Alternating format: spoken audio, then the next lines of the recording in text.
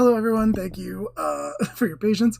Welcome to Live from the Apocalypse. Welcome to part 2 of our Apocalypse Keys playtest, raising money for Stop AAPI Hate, the organization that we're raising money for with this particular set of one-shots is an advocacy and documentation organization that works to end violence against the Asian American and Pacific Islander communities in the wake of the COVID-19 pandemic and the many bits of misinformation and attacks and unfortunate things like that that have followed from that. Last time we had set a goal of about $100. We raised $235, which was absolutely wild. We have extended the goal tonight. Thank you so much to everybody who gave. We've extended the goal tonight to $300. But obviously, whatever we end up with is what goes to the organization. Thank you so much if you donated last time. Thank you in advance so much if you are able to donate this time. Little bit of housekeeping. We did become affiliated since the last stream that we did, which means that we do have emotes now. Please don't subscribe to us. Please donate to the organization if you have to. If you're going to give us money, please donate to the organizations that are subscribing to us. You can now use your channel points to unlock any emotes that you might want to use. You may notice that we have this excellent Steve Hole emote. If you know, you know. And we've set the channel point value as low as possible. It's 80 channel points. They are called drugs. Please forgive us. But 80 channel points will unlock the emote for you if you want to use it. So feel free to use that throughout the night. I don't imagine the Steve Hole is going to come up much, but if it does, feel free to spam that in chat. With that said, we do have a presentation from the player of Tabris, the owner, master, whatever, of the Steve Hole. So with that said, I'm going to turn it over to Tabris's player, Ash. Hi, everyone. Thanks for donating and for, making me at 7 a.m. make a PowerPoint. So here we go. Welcome. We have here a presentation on the Steve Hole. There were a lot of people interested in this, so let's jump into it. Steve Hole. Steve holes are spaces that are too small or too easily accessible to be truly considered a separate dimension and are referred to as a small extra pocket of space that is attached to our own. You can see here some demonstrations of the Steve hole. You can also see here another example of the Steve hole. You can also see here that we have some Steve hole facts. It is deep, it is dark, and only Steve knows. Please be aware of your surroundings when the Steve hole appears. Thank you. And now you know as much about the Steve Hole as any of us. Thank you so much, Ash, for doing that. Hope everyone enjoyed that. We'll be sure to clip it later so that anyone who's not here can enjoy it forever. Yeah, okay, cool. With that said, let's go on into our regular game. Ash, thank you so much. Cool. It just did the thing again. Love this for us tonight. Thanks so much, Google. Shout out to Google for ruining everything. Not sponsored though. Definitely not sponsored. Okay, it only messed up like 2 things. So we're good. This is fine. We're fine. Yeah, that's fine. Okay, great. Yep, cool. So we're now good to go. And we will pick up with pretty much exactly where we left off with our Apocalypse Keys playtest. As you may recall, if you were present for our last stream, should have had my notes ready, but I was so excited about the Steve Hole. Our heroes, the monsters of the division, who guard humanity, arrived at the Louisiana town of Bayonne.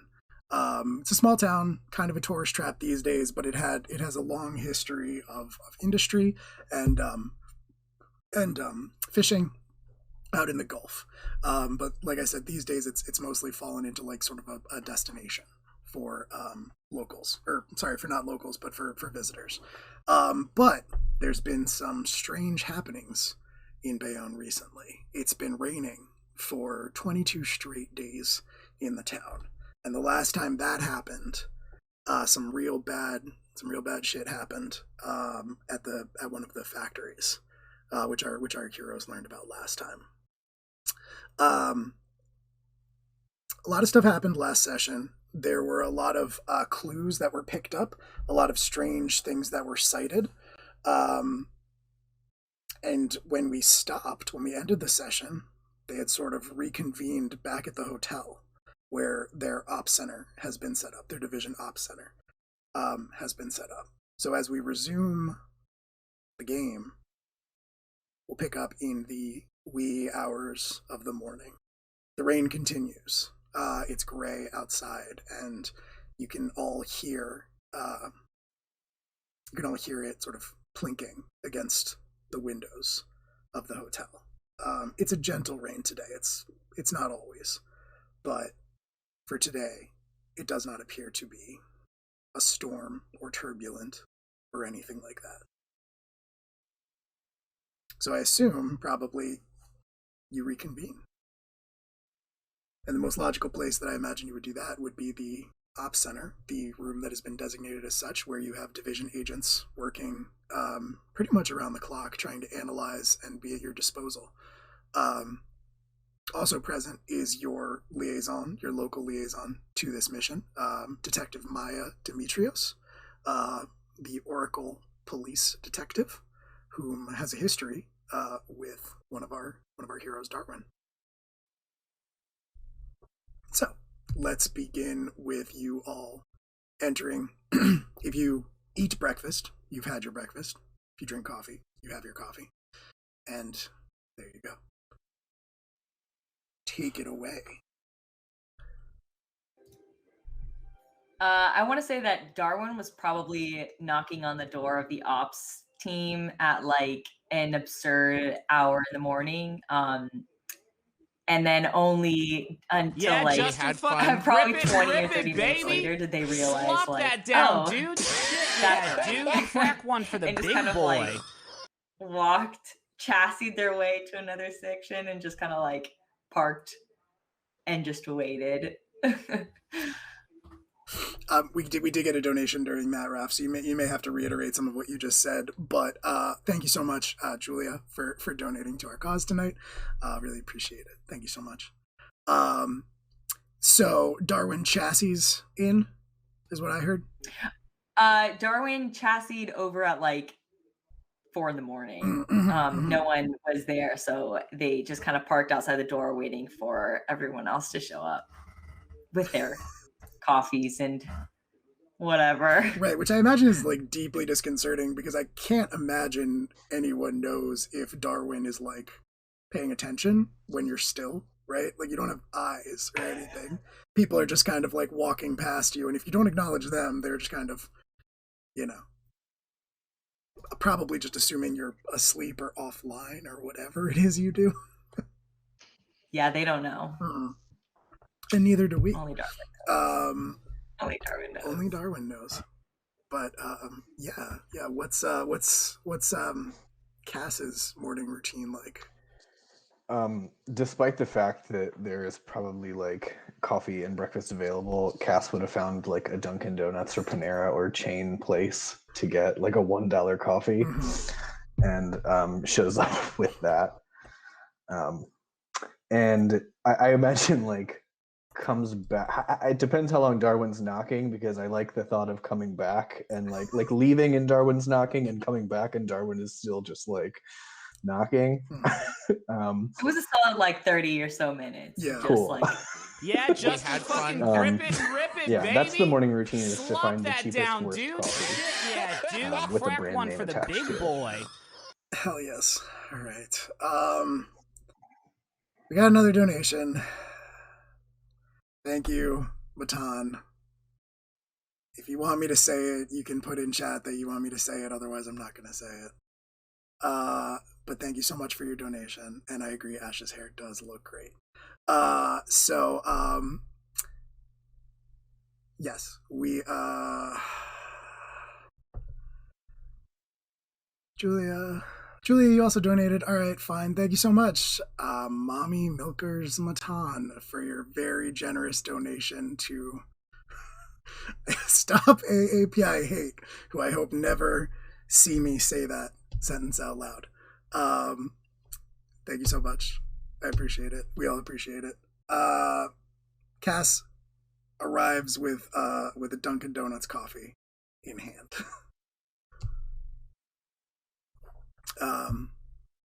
Very cool. What about Joe? As people were sort of drifting off to sleep, those of you that do sleep, I think Joe had sort of the worst time of it, considering the events of the prior day.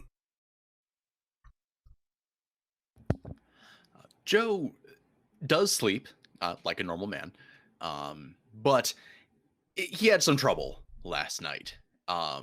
His dreams were far more disturbing than usual.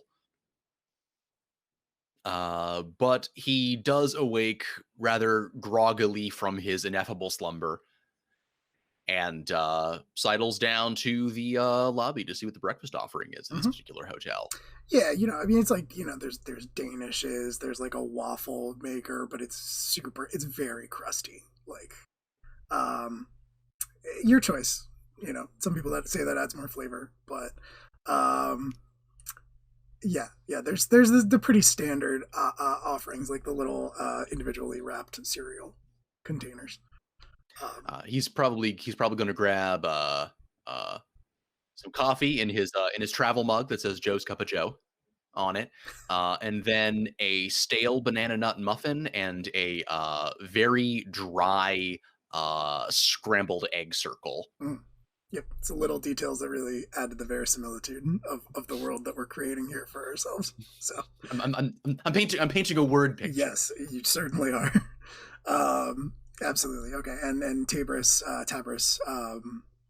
you neither sleep nor eat, as far as I'm aware. No, no, they don't. But I think curious about what everyone else is doing and wanting to appear as though they might partake in those particular delights, Right. she might head down to the breakfast area and just like read the ingredients and just look at things really really deeply, but not take anything and just kind of follow Joe around. Yeah, because what Tabris is really all about is just trying to put people at ease, making sure that they're comfortable with your presence here. Absolutely, my looming graceful presence. Okay, perfect. So yeah, then it sounds to be like, honestly, the first place you would encounter each other would be sort of down in that breakfast area. And I'm absolutely down to say that, like, Darwin, you probably just sort of, I wonder, like, this horrible image that I can't get out of my head is not so much you knocking at the door as it is just sort of very gently sort of scratching at it with one of your Boston Dynamic legs, just sort of like a very soft sort of scratching, repetitive scratching. A caress, if you will. Yes. Yeah, more a caress. Right. I'm not a rude person or whatever, but definitely a little which I think we can all agree is far worse. And so you can you can join your fellows downstairs. You can hear them. I think once they all sort of return and join together. So yeah, there's this little area is like it's not super fancy or anything like that, but it is sort of in the meal area, like the hotel itself doesn't have like a big fancy kitchen attached to it or anything like that, but there is a sort of a small, almost cafe area on like a raised section of the floor off to one side of the lobby, and that's where they set up the breakfast bar. And that's they're just a collection of small tables with pretty old but well maintained and sturdy furniture, high backed chairs, etc., etc. And I think that's sort of the vibe as you are here. You all sort of gather around a table, and you're given a wide berth by pretty much everyone else. Are there actually other like guests here at the hotel, or is it mostly just us and the staff? I think to lean into the like sort of surrealness of the sort of like the Mignola universe that we're striving for with this system. I'm going to say yes, and they pay attention to you, like they see you and they seem concerned. They seem a little unnerved. There is actually a move that can be taken called honorary human status, which is obviously a callback to Hellboy, and it's meant to basically say that like you're famous, you're a monster, but people know who you are, and you're kind of a celebrity because of it. None of you have that, so people are like definitely looking at you, and they're giving you a wide berth, like I said, but nobody is like actively panicking or running out the door. It's a known thing in this world that the division exists. They probably just never thought they would see any of you firsthand. I will amicably try to chat up any passersby about the score of the game last night. I'm sorry, friend. Which game might that be? Says a well-meaning man who is with a very like prominent beard. And like a straw hat, who was clearly a guest here, clearly just checking out the sights, and is very clearly not interested in having this conversation, but is LSU. I mean, yeah, they played Baylor last night, right? Yeah, and I think at that point he is like far more engaged than he was before. When you start talking about like LSU, when you start demonstrating a knowledge of these topics, he totally engages with you, especially because you are arguably the least off-putting of your brethren. But yeah, he engages in small talk that I am not capable of engaging in. Yeah, Joe speaks much more knowledgeably of the sports ball than Brendan can. So does this NPC, so that works out great. Excellent. Use your imagination. Yeah. You totally have this conversation, and it rules, and it's clear by the end of it that he thinks you rule just as much.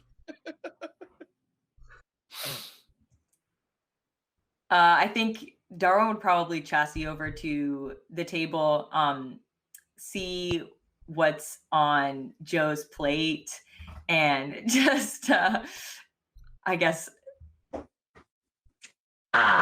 Breakfast. Supposedly the most important meal of the day, and yet, I do not miss it. And then just kind of like tiptoe away and just kind of wait patiently, shifting around, seeing if anyone's gonna do anything.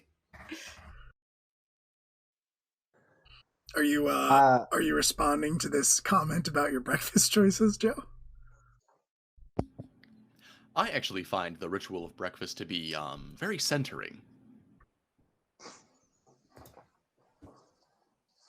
Okay. That is... okay. Your loss. It is not. I believe. I know.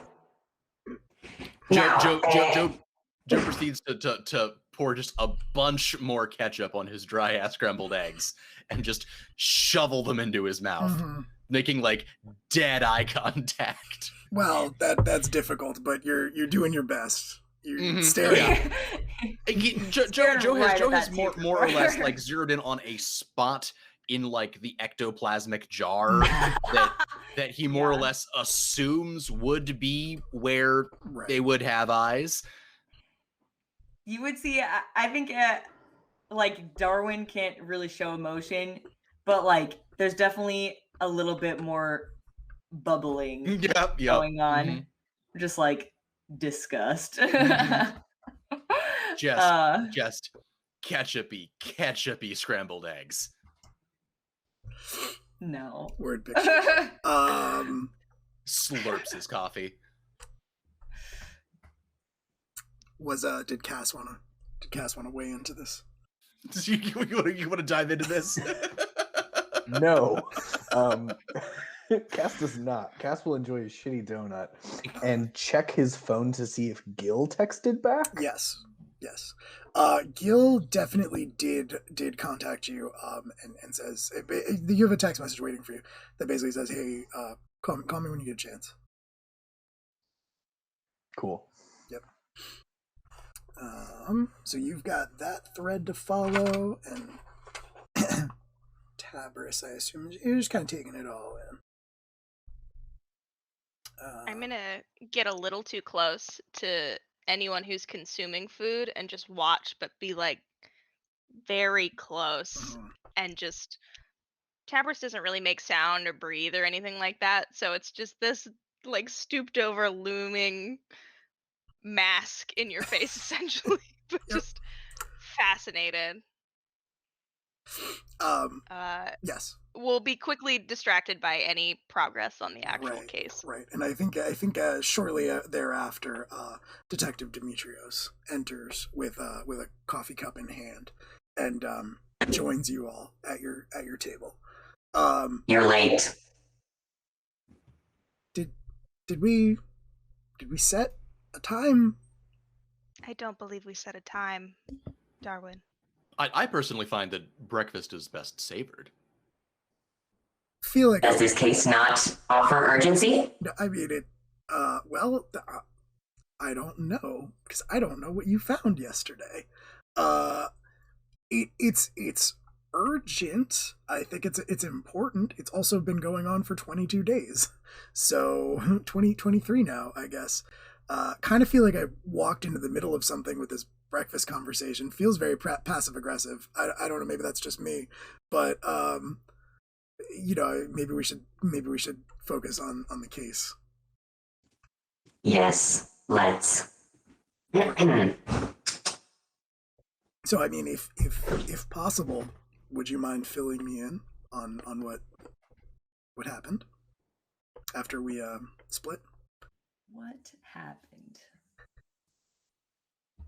Great question. Yeah. So the detective was only with you until pretty much right after the factory. After you investigated the factory and Darwin contacted the spirits of the dead there, you found a little bit of information there. You also found the book with the names signed in blood, the pay records of the factory, Sullivan Paper Mill. And then pretty much right after that, you sort of narrowed down the epicenter of the storm, of the rain, which was heavier at the time, to that church. You checked out the church. Cass may have done some stuff there. No, Cass didn't do anything. It's fine. I'm sure that priest is fine. I'm sure he's feeling much better today. And from there, you basically found like a few more clues. Darwin saw a weird winged shape fly like across the moon very briefly, and then you basically returned to kind of figure out what your next move was going to be. You did find one lead that you were thinking about chasing down was Angela Sullivan, the daughter of Hiram Sullivan. I believe, unless I'm changing his name, but I believe it was Hiram Sullivan. Whom is the sort of a wealthy shut-in at this point. Yeah. So yeah, that's pretty much what happened last time. I'm assuming we just filled her in. Yeah, for sure. Do we? I guess it was so. Well, do we mention the Cass thing? That's a great question. Joe would probably dance around it and leave it up to Cass whether or not he feels like disclosing that. Darwin doesn't feel it's important information, so. Cass is staring directly into his thick, disgusting coffee. Mm-hmm. Yeah, safe to say at that point, it's probably not getting brought up. I think that's pretty fair to say. So yeah, she has no real questions about that, but she says, So what you think? Like, you think it was some kind of? I mean, normally I'd feel pretty stupid saying this out loud, but like I'm no offense, but I'm talking to like a jar.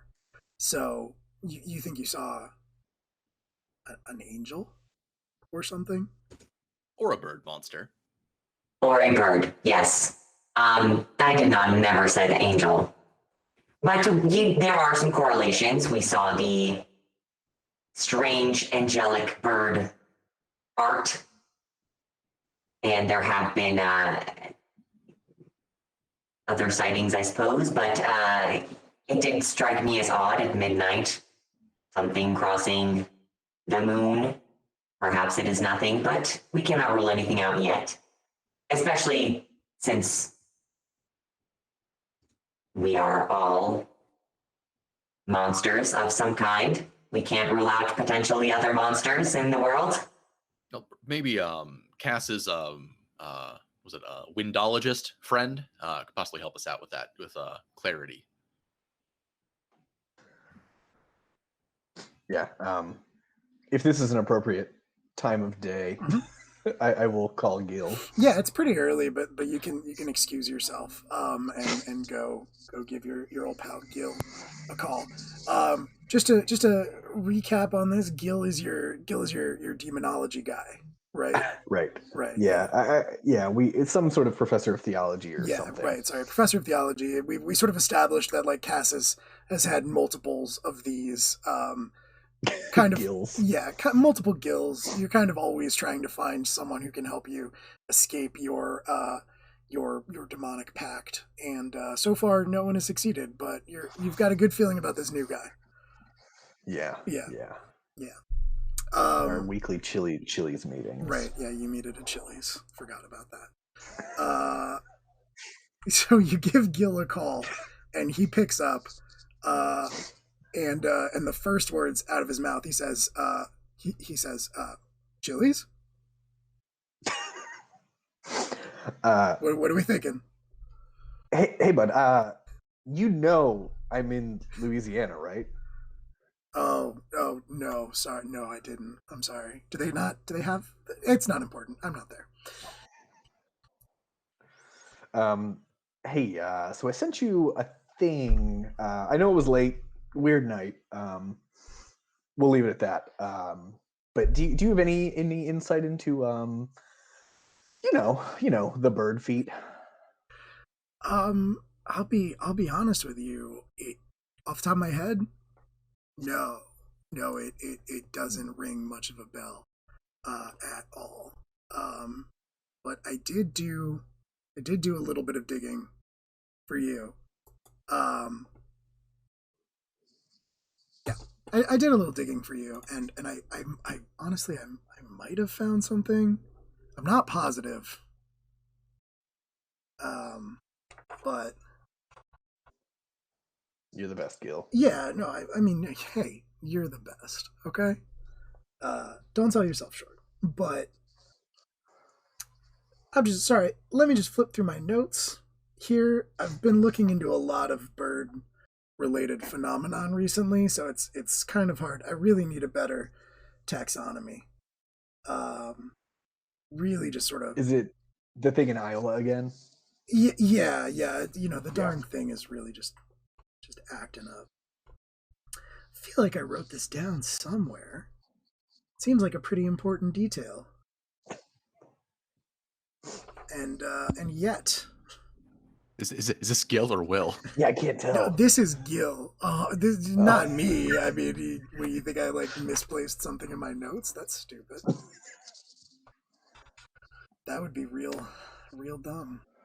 There we go. Yep. Okay. Sorry. It was on the next page. Of course. Yeah. So, okay. The only thing I could really think, and this is kind of a long shot, but like, based on the picture you sent me and the nature of what you said, if I said the name Shax to you, would that mean anything? I think he has a majority stake in Papa John's now. No, sorry. Yeah, this is a good one. No, not like Kazam, right? Oh, Yeah. Oh. Shax. But SHAX. No, this is a new one to me. Yeah. So I don't know. Yeah, like I said, this is gonna sound really dumb, but I did find some references to a fallen angel. Okay. By that name, who Cool. commonly appeared as a stork. Okay.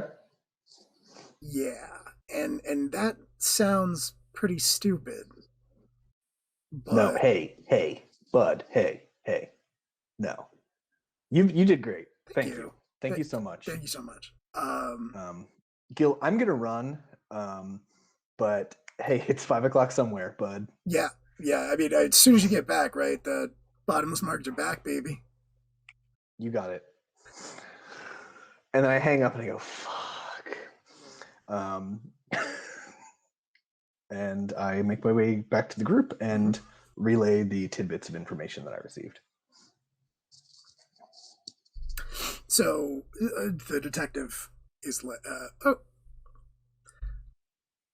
so like excuse me, but that sounds really bad. Like, are there levels or something? Like are some, like, when you say fallen angels, that sounds really bad to me.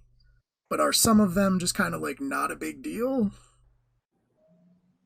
I mean, this could fall anywhere between a threat level mauve and a threat level turquoise. Feel like you're fucking with me, but I'm not positive. Are those real things?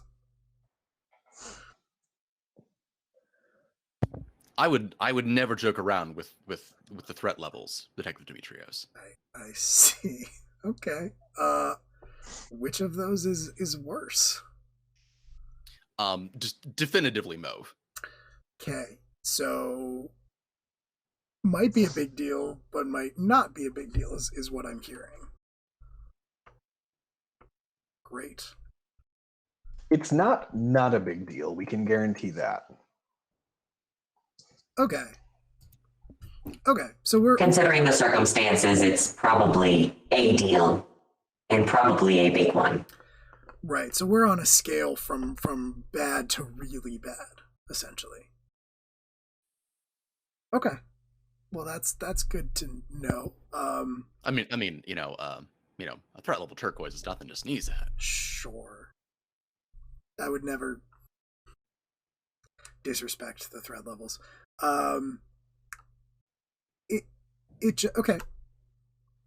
Okay. What do you do about a fallen angel that likes birds?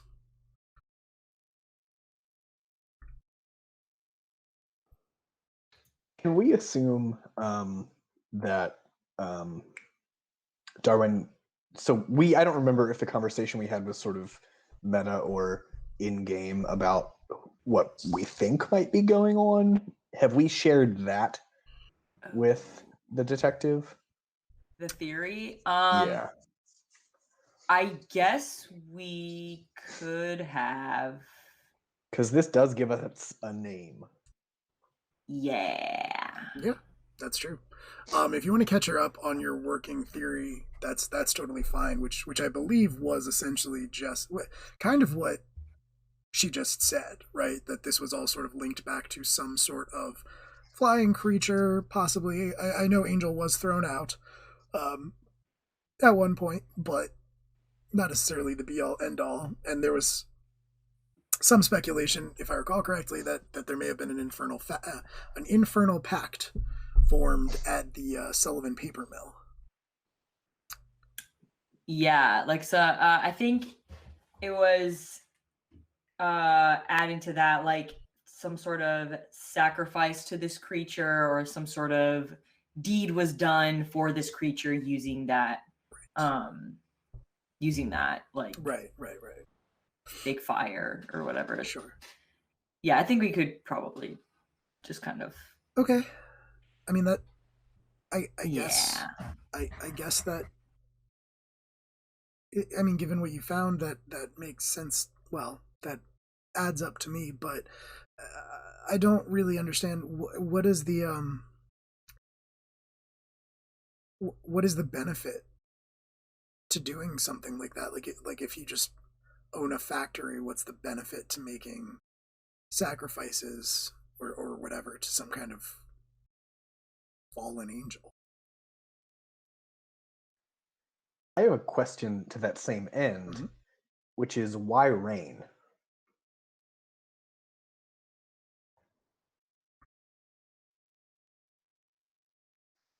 Yeah, I that's a great question. I Because this I is suppose a recurring thing as well. These cycles of rain. the sacrifices can always be a search for power or some sort of gift or promise made to this Sullivan or whomever it was that decided to act upon this. But the rain is a question mark. Currently an X in the formula. agreed. I think it's not enough information to find an answer. It's also I don't think enough to figure out how to confront whatever this is. If that's what you want to do, I'm probably not going to be much help. Perhaps we can visit this Angela, Miss Sullivan. I believe that was all we had planned today, but I don't remember the rest of it. I think that would probably be a good place to start. But I mean, good luck getting to talk to her. I tried to speak to her, and she flat out refused to see me. You are also human. Yes. Yes. Okay. Good talk. Enjoy your eggs. She looks down and is like, I'm not even eat. Okay. Guess I'm gonna go get eggs. And yeah, you chassis off. So yeah, you sort of just taking one of the division SUVs, riding over to the Sullivan Manor, and trying to get an audience with Angela. Just out of curiosity, while we're passing through town, I'm gonna be looking around just to see if I see a lot of like other angel imagery, just in sort of like alcoves or architecture, in the rest of Bayonne. Obviously not probably going to be able to tell passing if they're like the special birdfoot angel, but like just making note of other places that I see angels imagery that we could potentially swing by later and see if it is also be befooted. Okay. Very cool. Yeah. Roll to grasp a key. Okay. And feel free to spend darkness points as usual.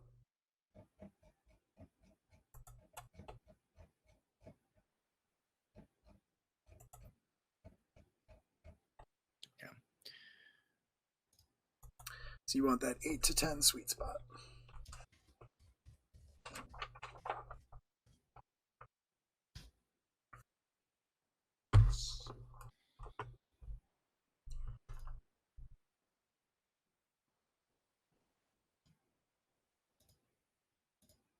Okay. Yep. Yeah, nailed I it. get a key. You do get a key. Give me a key.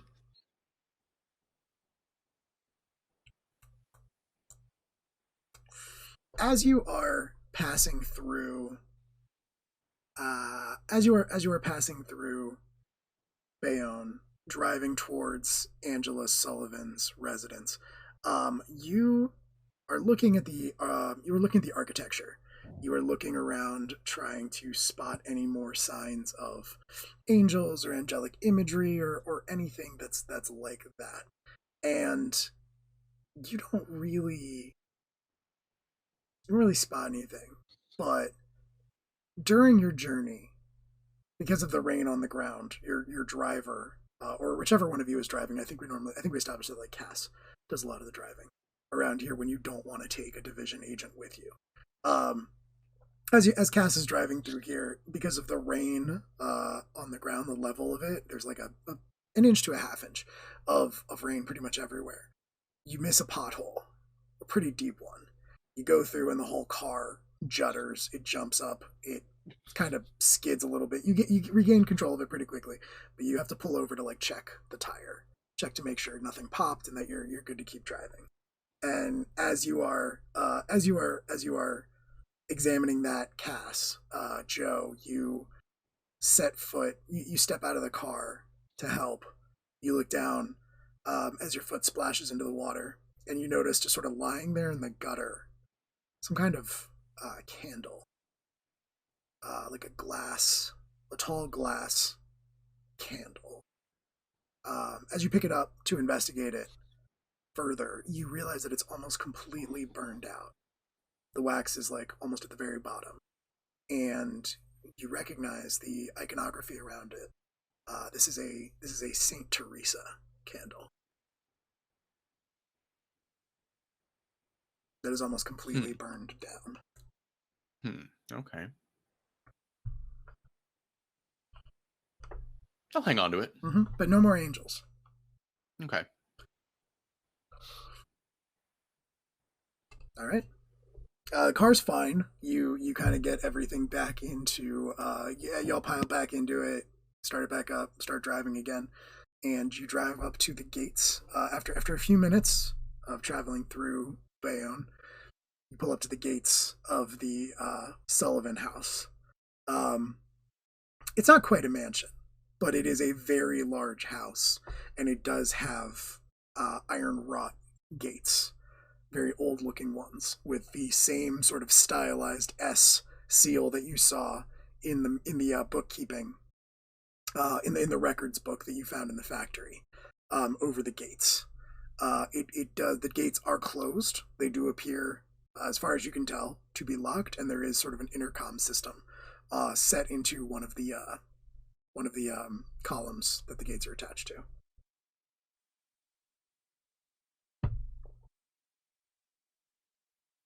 What would you like to do?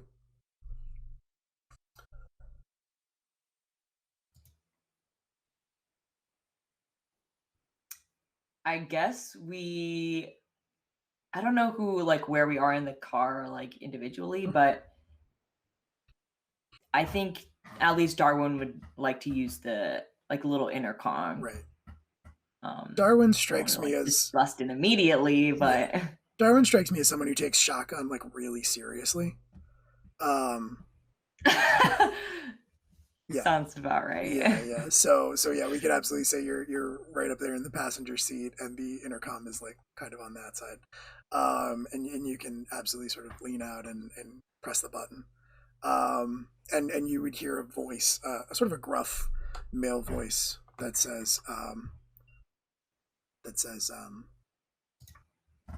"You're in the wrong spot. We are looking for Miss Sullivan, Angela, I believe. Miss Sullivan does not take visitors." We are from the division, and we would like to speak with her. I don't believe I stuttered.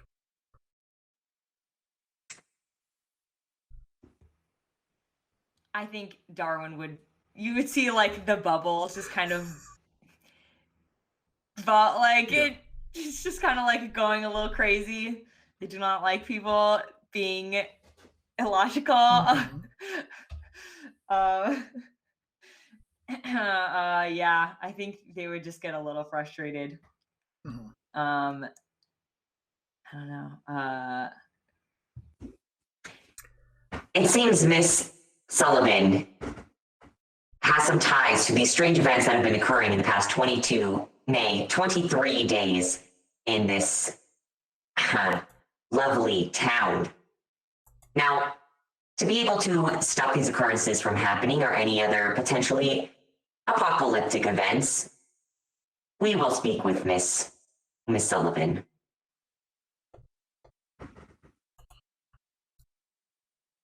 Unless you got some kind of warrant or something like that that says you legally have to be allowed past these gates, Miss Sullivan is not receiving visitors.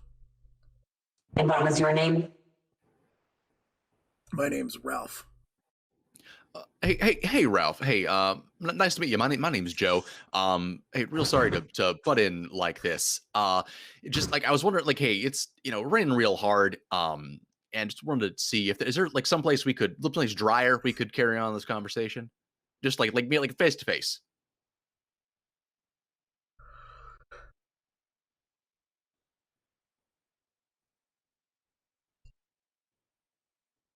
If you absolutely need to be told to your faces, I can come out to the gate, but you are not. Ms. Sullivan is not receiving visitors. I honestly like just for like paperwork purposes, like just witnessing and stuff like that. That would just be awesome, man. Like you'd really be doing me a solid. I appreciate it. Hold on. The intercom cuts off. I would like to position Steve by the door where I expect he would be coming out of. I've got a Mark. plan. There may No, to be fair, that plan may fail. So Sure. It's just safeguard. Steve is the Well, backup. I feel like we have a minute before Ralph arrives. Yeah, for sure. He's got to walk out all the way from the house to the gates. So Sure. It's going to take him a minute. I might be able to convince Ralph to help me. I can potentially glamour a warrant if that doesn't pan out. Okay. So you lead. So we got a whole lot of plans. Steve is there too. Is Steve entering the scene? Steve is very small. Yeah. Steve does enter and climbs out through the window next to Darwin and just kind of like "Meow," and like goes off. And I do want him like by the door, but like small enough that no one's really gonna see him. Right. That's kind of the idea, is that worst case scenario, he can kind of catch the door as it Sure. closes or slips in. So this little so just to sort of paint the scene, what happens is this little like one of those like positioning, like a little gingerbread man. Yeah, like a little gingerbread man made out of darkness. Shadows. Yep. Yes. Shadows just kind of crawls out from under Tabrus's robes. Yeah. And then just kind of like scales the seat and like jumps out the window with like a ha. Yeah, exactly. Cool. Made out of the bits of nightmares you don't remember. Yep. That's it. Right. Cool. So Steve is out there in the world somewhere just waiting to do unspeakable things. And you've got a couple other plans before it reaches that point. So cool. Yeah. You see like this big figure, kind of like a broad-shouldered individual leave the house through the front door, closing the door behind them. They're wearing like a bright yellow rain poncho. They make their way down to the down along the path to the gates. When they get there, you can see when they arrive at the gates, they like look at you through the bars. You've gotten out of the car by this point, I assume. Yeah. Okay. And I've got a little division issue umbrella. Right. Okay, and you've got your like badges and stuff. But yeah, he steps up to the gate. He's just kind of this like very blocky looking dude, very plain featured, but also very serious. Clearly like knows what he's doing. This isn't his first day on the job, and he sort of looks at you very impassively with this blank expression on his face and says, "Well, I'm here." Yeah. Hey, crazy weather we've been having. Hey, my name's Joe. Nice to meet you. And I extend my hand. Yeah, and Ralph, nice to meet you too. He takes it, shakes your hand. Okay.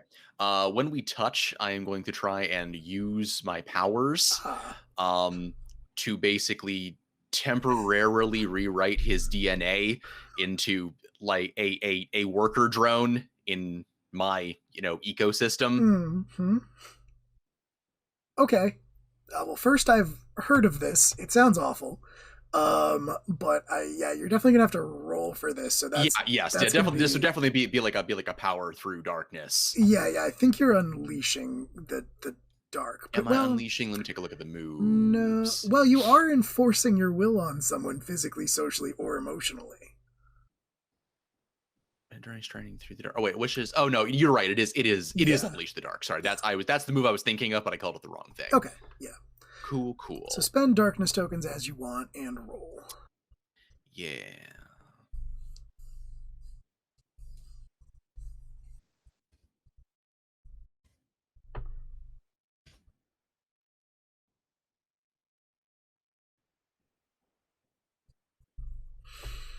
I feel like my plan was less invasive, but this is fine. I just don't know what Steve would do, at least like in this case. We know what the outcome is. Steve's kind of a wild card. So in Joe's mind, Joe doesn't actually super want to do this, but in his mind, a glamored warrant leaves a room for eventually getting like caught or like it being temporary. Steve will probably just shank him. So this is the version where we don't get caught and nobody dies. Right. That's the idea. Steve is very gentle. And hopefully I don't, irreparably cause this man trauma. Right.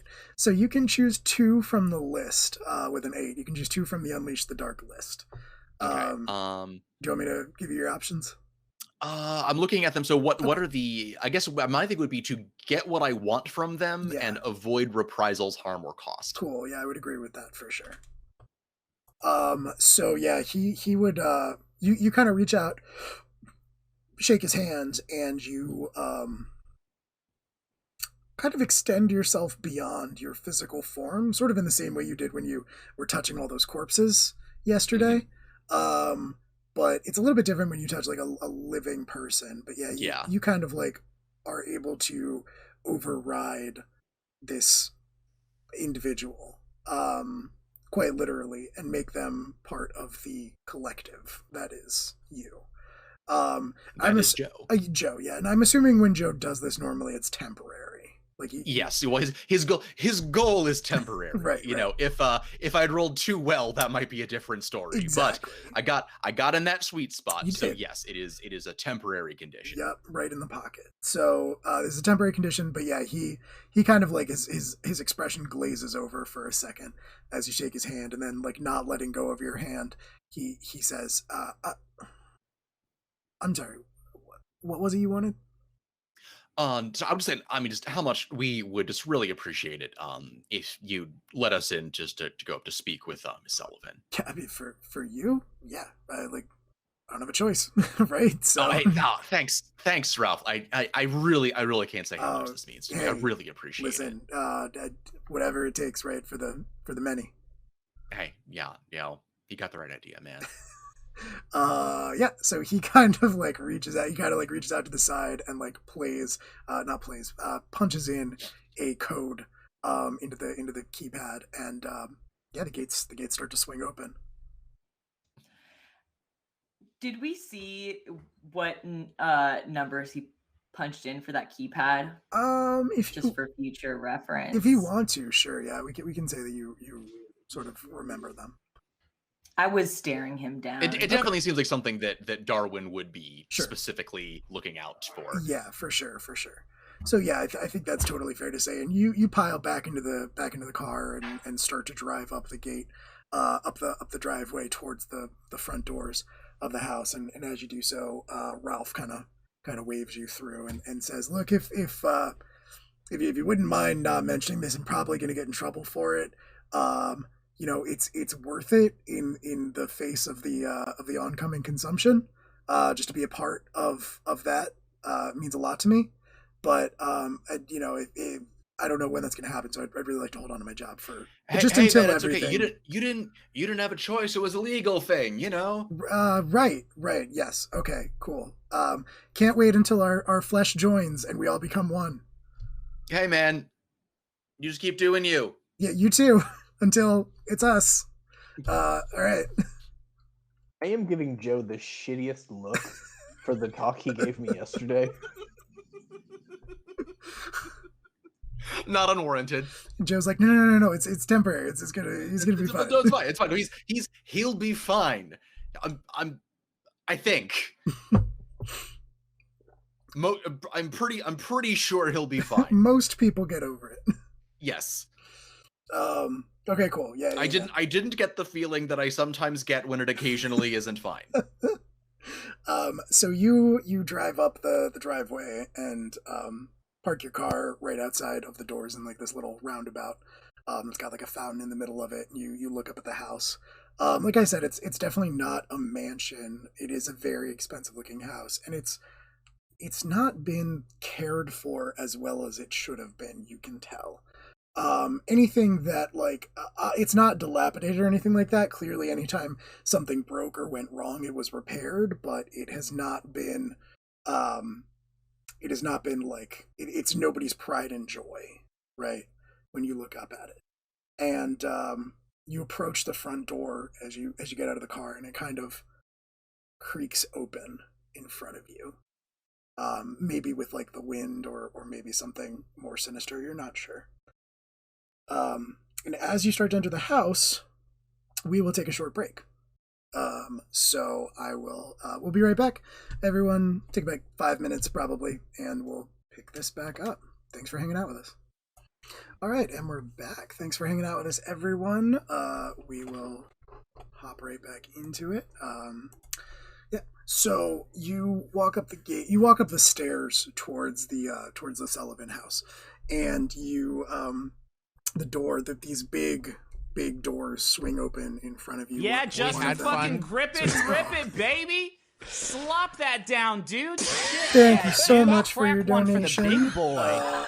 Bless the Steve hole. Thank you so much. All praise the Steve hole. Yeah, really appreciate that. Thank you so much. So this big, heavy wooden door swings open as you approach it, and in beyond it, you can peer in to the rest of this house. There is a down the hallway. You can see stepping into it that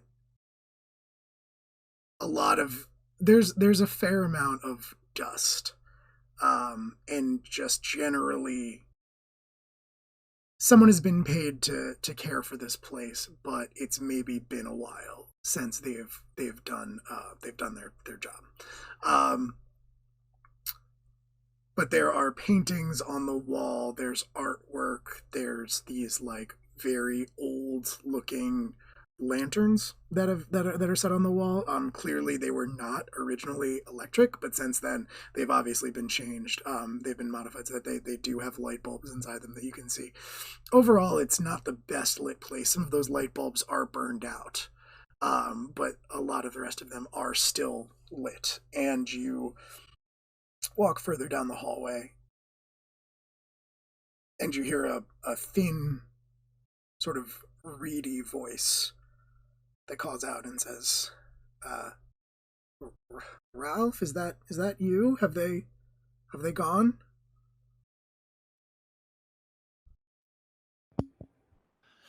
Mrs. Sullivan. You round the corner. I assume as you're speaking, you're sort of walking into this room where you heard this voice come from. And yeah, you can see this is clearly some sort of like study. There are shelves lining the wall, filled with books, these very old looking books. A big solid wooden desk sits close to one wall. But it is completely bare across the top. It's not a desk that gets used frequently, clearly. And there's a fireplace set against the far wall from the desk with a couple of chairs in front of it, and in one of those chairs you spot this woman. She is clearly not as old as you would have expected from the way that she speaks. She sounds much older than she is, but that being said, she is still her hair is completely like white. She is clearly, approaching the twilight years of her life, and she's wearing this very sort of old-timey looking white gown kind of thing. More of a dress than a gown. Gown makes it sound very formal. It's definitely not that, but it is this like sort of lace, this white lace dress. And she's seated in this chair, and as you enter, you can see that she grips the armrests with fingers. She clenches her hands with fingers that are covered in rings. Tenses up as you walk into the room, and as you start to talk, she grows more and more agitated, and she says, no, you can't be here. You can't be here. And she tries to stand up from the chair. She kind of can't seem to do it and sort of falls back, and she just starts, she points at you, Joe, very specifically. Possibly because you're the only one who's really, like, she's seen so far, or possibly for something else. And she says, no more monsters in this house. No more monsters in my house.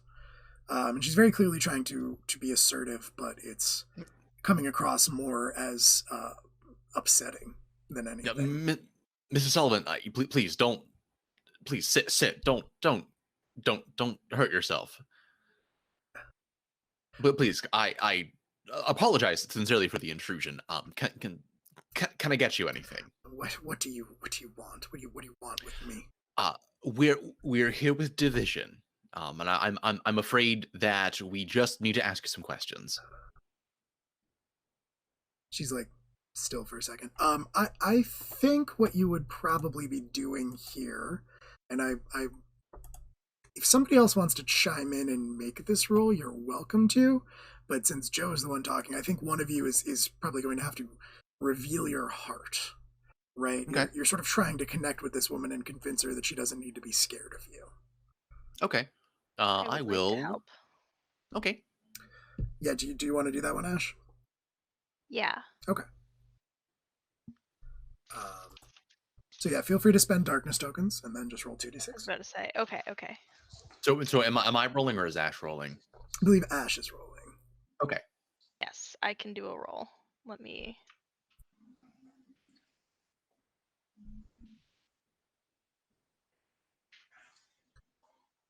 Oh, 6, 8. 8. Okay, perfect. Yeah, y'all are hitting that sweet spot tonight. I feel like this is the polar opposite of last session. Yeah, no kidding. When we were either just failing outright or going way too hard. Yeah. I was really hoping I didn't reach into her brain any further than I had to. Yeah. No. So you can choose one. She is not a PC, so she can't choose to deepen the connection. So you can grow closer and gain a bond. They can soothe your heart, and you can clear one condition. They can teach you something important, and you mark XP, or they give you hope, and you can clear one mark of ruin. Me personally? Yeah. You pick what the effect is.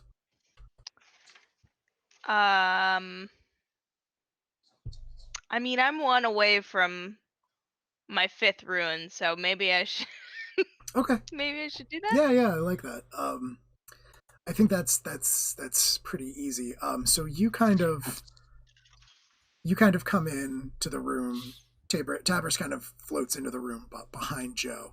And are you saying anything, or are you just kind of like, how are you sort of revealing your heart to Angela? I'll reveal my heart, and I don't want to be too creepy, but my first instinct was to maybe use my Man of 1,000 Faces to don the face of someone she knew. Ooh. But that seems like a bad idea, so I think instead I'll probably just kind of reach out to her and in the most calming way that Tabris can, just say, "We're here to help and to make sure that you do not experience any more monsters." Okay, cool, very very cool. So you say that, you float into the room, and she stills. She calms down a little bit upon seeing you and hearing you speak, and she looks at you very specifically, Tabris, and says, "Why, you're not a monster at all. What? what are you that you could be so so beautiful?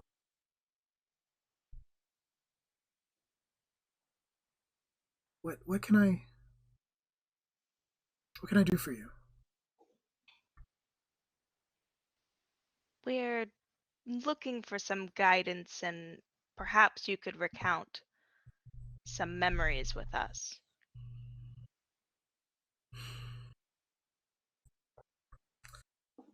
This is because of the rain, isn't it? You would be correct.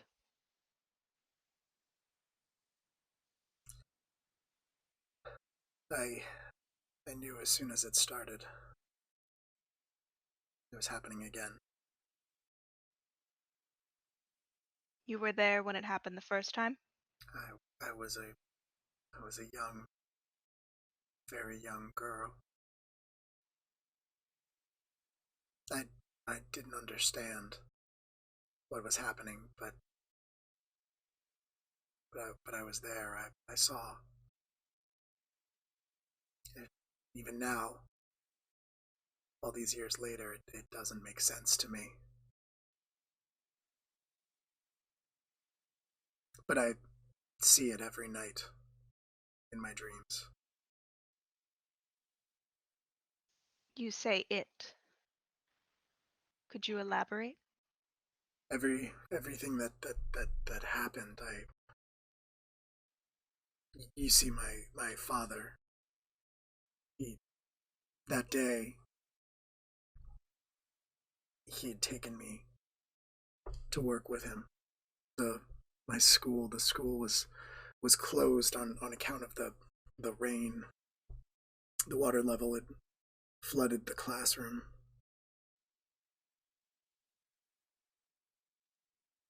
Everything was closed, so he took me to the factory with him.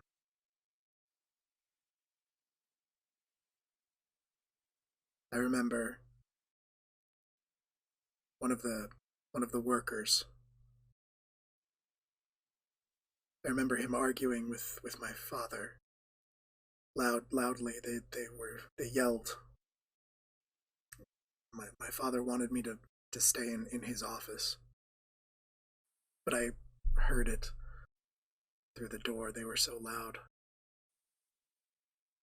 I don't know what they were yelling about. The man, the worker, he had papers in his hand, and there were more of them. There were many more of them on the walkways on the factory floor.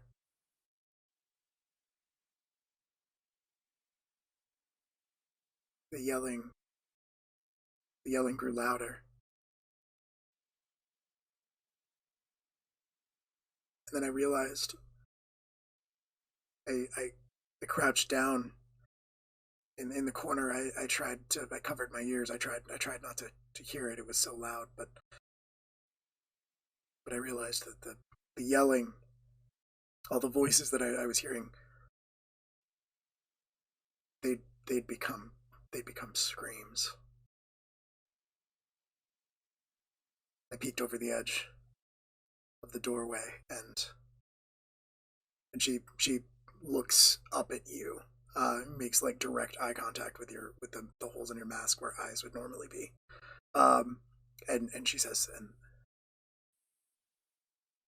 they were they were burning. They were all burning.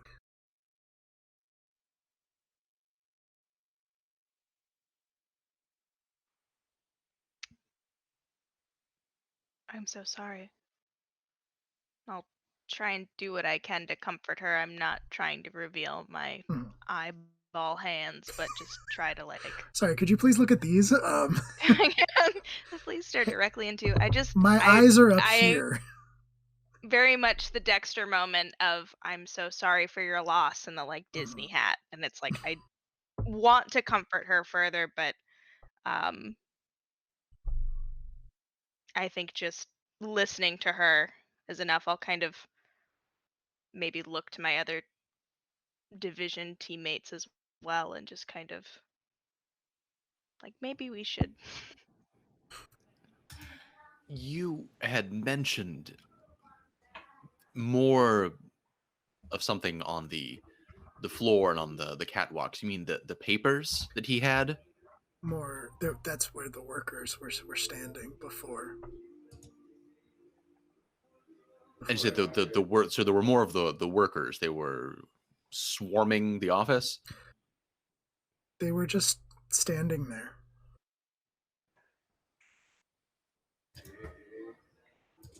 Only Just meta reminder, they were hanging, right? In the vision that Darwin saw, they were hanging with nooses around their necks. Okay. Yeah. They were. There were many of them. They were standing behind the man who yelled at my father.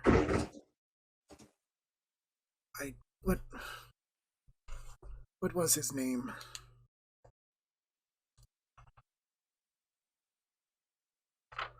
I can't remember. I literally can't remember. Ridley. Ridley was the man's name.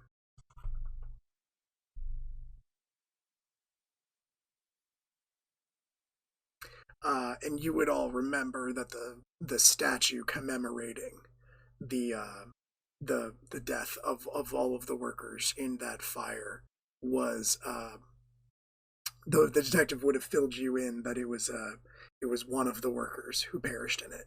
I believe his name was Arturo Ridley, but I'm not 100% sure on that.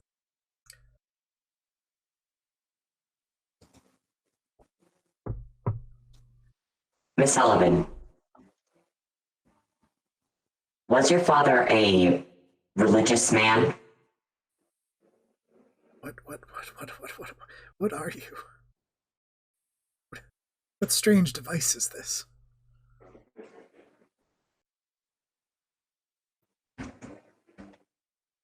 Just answer the question. Pay no mind. I am as I am. He went to church. We went to church every Sunday.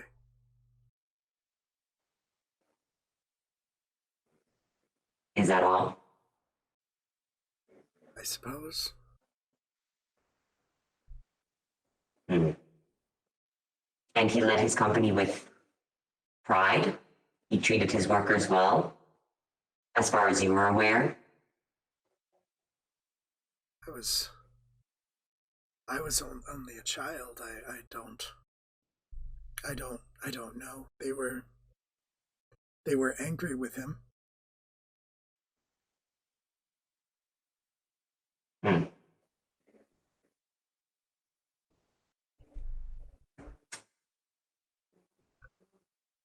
We were originally told there were no survivors that day from that fire. How was it that you escaped? I don't recall. I remember the flames. I remember watching people burn, and I tried to hide in the corner of the room. I tried to make myself as small as possible. And the next thing I remember was being carried out of the building.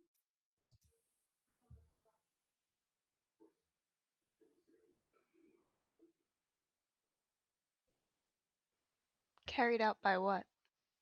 Or who?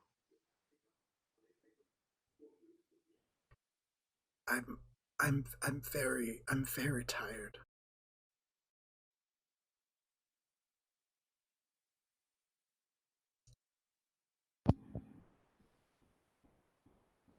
Of course. Shall we take you up to bed? No, I'm fine. I'm perhaps you'd better go. Thank you for your time. Miss Sullivan. Thank you.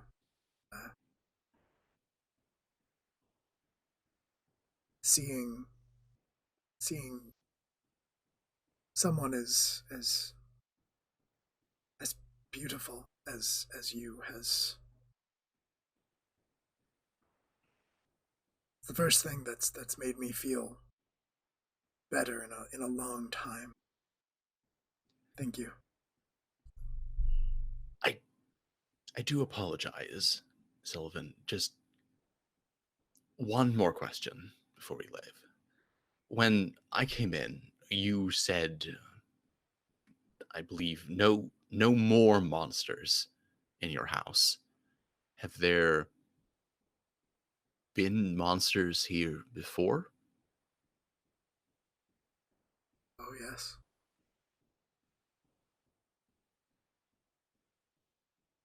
Oh yes.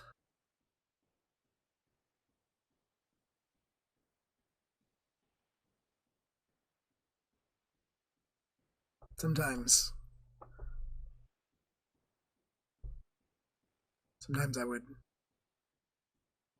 I would hear them talking late at night.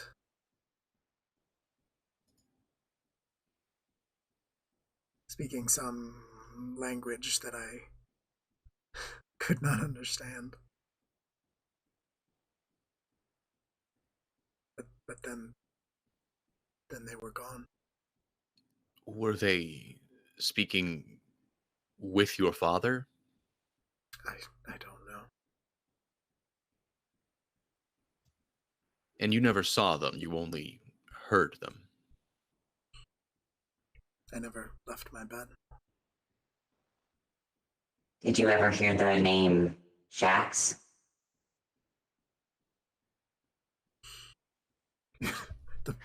The professional basketball player.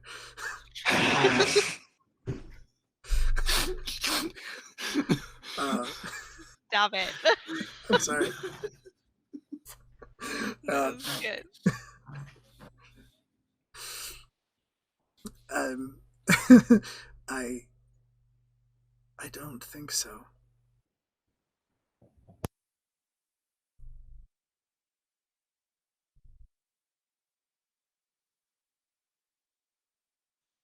You've been most kind to let us talk with you today.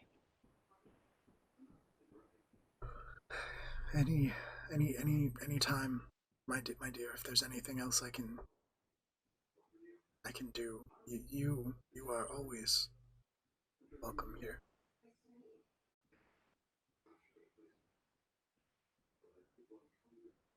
Well, we will leave you be in that case. Thank you. I'm so tired.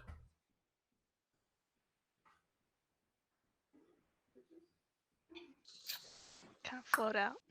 Yeah, should be like Ralph will see you out.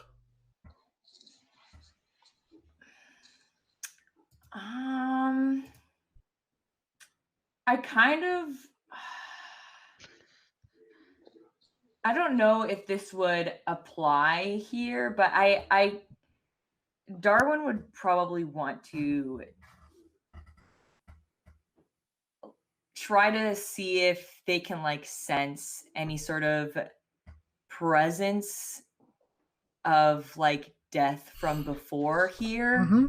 Yeah. Maybe not necessarily like ghosts per se, but like something piercing the veil or something like that. Okay.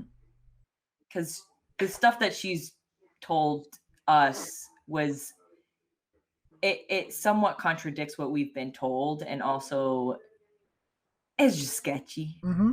Mm-hmm. Yeah, absolutely. Yeah, you can definitely do that. If you're just trying to get a sense of it, I don't think I'm gonna make you roll for it. Like that's Okay. that's kind of like you're just using your ability to speak with the dead. That's one of your powers of darkness, right? Mm-hmm. Yeah. So I think just generally sort of getting a vibe around the place, you can feel death. Yeah, you can feel death in this place all around you. Does it emanate from her?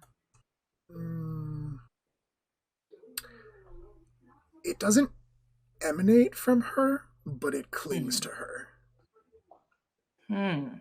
Okay. Okay. I think if Ralph's not like right there waiting for us. No, yeah, he's like still down by the gate, I think. Oh, gotcha. Okay. Yeah, I think you can then still see him once sort of just we're like standing there. somewhat out of earshot,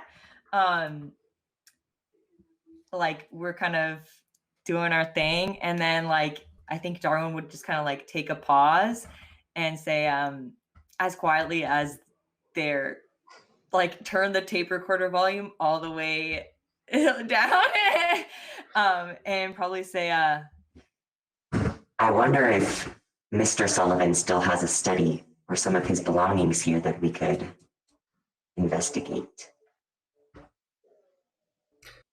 She's tired. She needs her human sleep. So you were just in a study. But you could, if you want to look around and see if there's like another, you can do that. Feel free. or like his room, Mhm. his bedroom or something. Everybody on board I don't know with if he even. everybody's super down, just kind of going through this lady's house. Tapras will stay on the first floor. Okay. All right. Yeah, I mean, I feel like if nothing else, probably Darwin can chassis much more stealthily than we lumbering meat sacks can. Right. Yep. The Boston Dynamics projects known for their stealth. They do just like the 2-leg hop. Right, yeah, I think it probably takes Darwin a couple attempts to get up the stairs, but eventually you get there. You're on the second floor, and Okay. yeah, you can take a look around. Are you like very specifically looking for like a key, perhaps, or like Like, am I grasping? perhaps you're grasping a key? I don't. Or clawing at one. Right. Or like, yeah, Inspector Gadgeting at one. I guess I'm mostly just trying to see like if her father Heyman still had like if she still had his stuff here, and that maybe we could find something more that was tied to that day. Okay. or maybe even more information, like if he has some stuff from like this historic angel. Okay.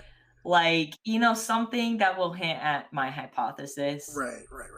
Trying to collect some more data. Okay. So yeah. if you would say that's grasping at keys, then sure.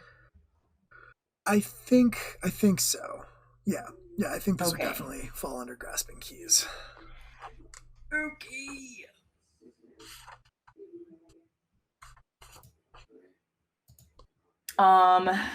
Okay, so I would roll 2d6 plus I think I still have some darkness tokens. Yeah, I still have 2. Okay, so I'll add 1.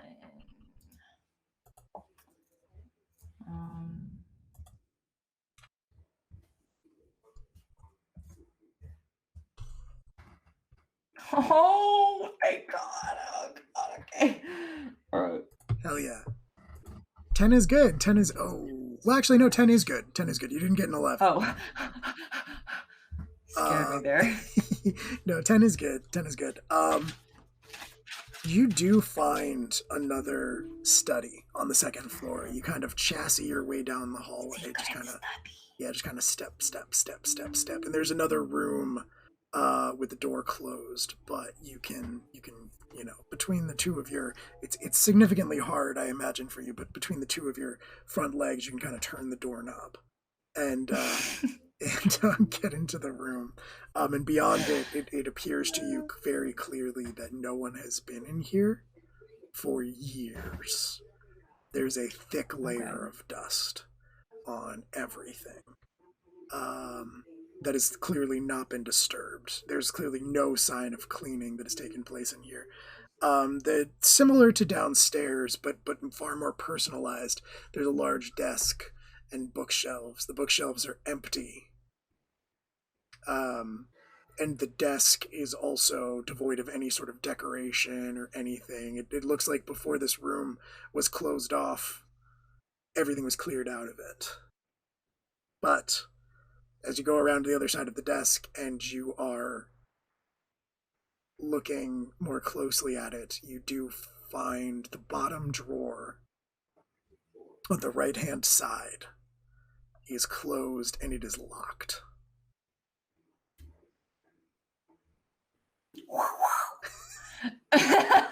Can you elaborate on what is?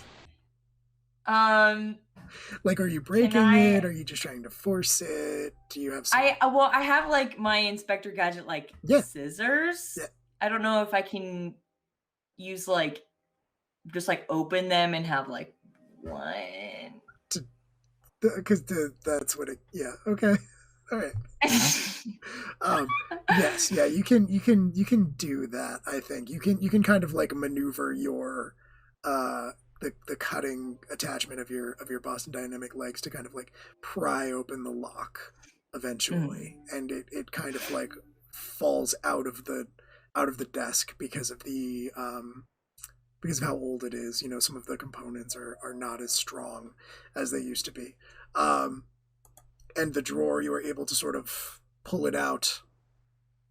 You think it's empty at first, and then you realize that the bottom of it is false.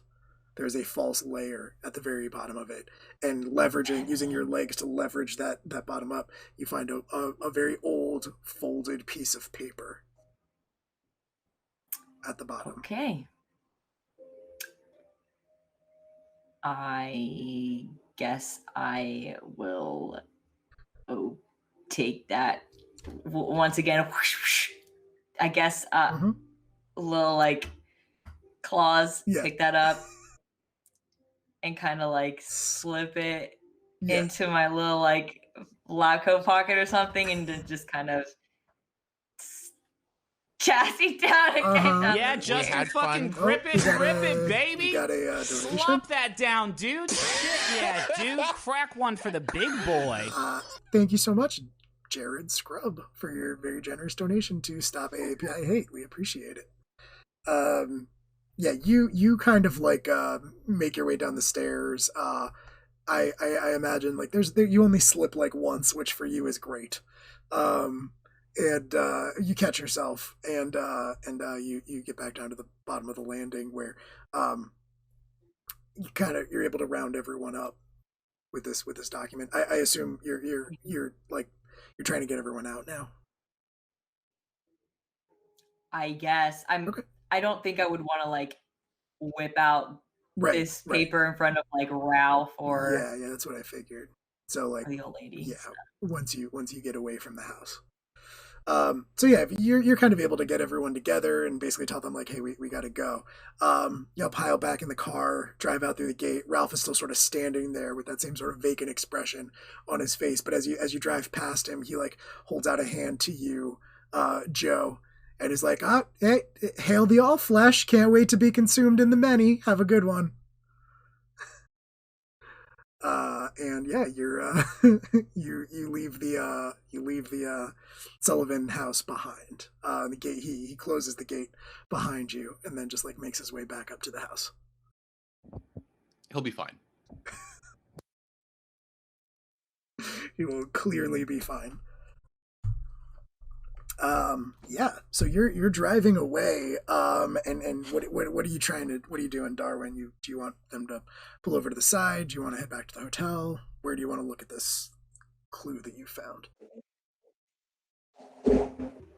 I guess I would probably like turn to like do like a little 360 turn to my companions, and I guess again like pull out the claw machine Boston Dynamic leg, and say, I am not one for stealing. However, data must be collected. and I kind of just like pass it off. I think I would hand it to Joe. Okay. Um, Cass is driving, as we've established. That makes sense. yeah. Joe, do you want to take a look at this document?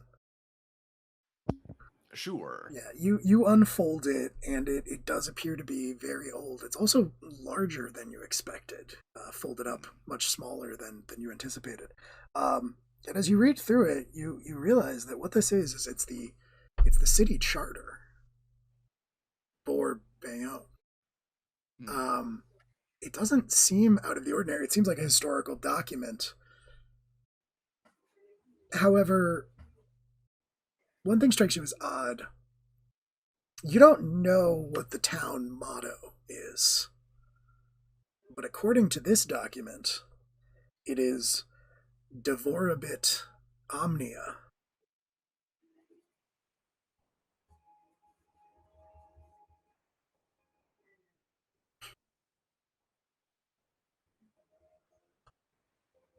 Do not say that out loud. Do not read the Latin. Don't do it. Can I get that one Okay. more time? I'm sorry. Devorabit Omnia.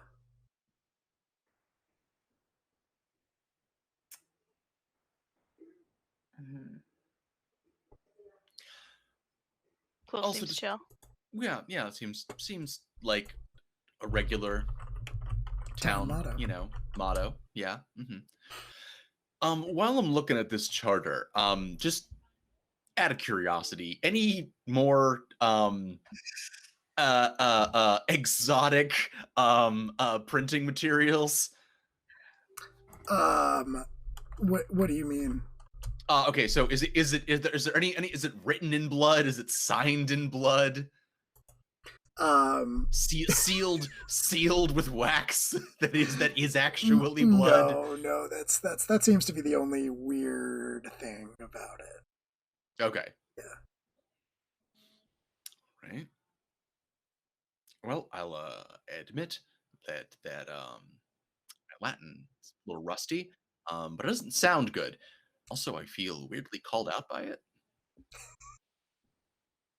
I mean, you all have you all have access to Google Translate and shit like that on your phone, so you can kind of look into this, give it a check out, and it appears that it translates roughly, though it's not a perfect translation, something along the lines of all will be consumed, or more literally, devour everything.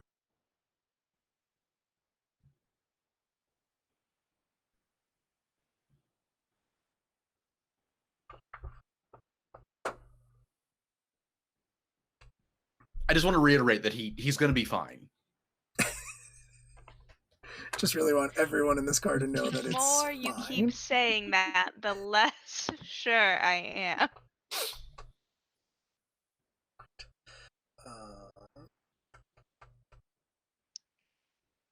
Did you share this with us, or is this? Yeah. Okay. That seems concerning. Why? Sorry. Oh, go ahead. No, you. Why do we think that she was left unscathed?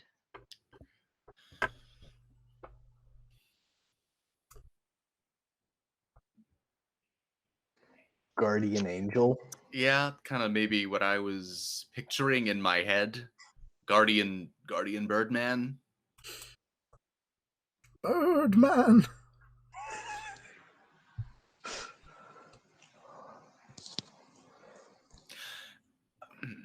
I did also find this just when we were out checking the tires and everything. It's just Marcus said it was like the remains of like a votive candle. Mm-hmm. Yeah, Saint Teresa specifically. Yeah, Saint Teresa. Yeah, yeah. It's a votive candle for Saint Teresa, and I just seemed, I don't know. It just seemed sort of odd that it would just kind of be in the gutter like that. I don't know. I've been trying. I guess I've been kind of hypersensitive to particular religious imagery today, and so this just jumped out at me for some reason. And just a quick Google search, just because I think there's probably more than one. Which which Saint Teresa is this specifically, and what is she the patron saint of? Sure. Give me 1 second. The one that I found was Saint Teresa of Avila, but I wasn't sure if there was another one that you were thinking of.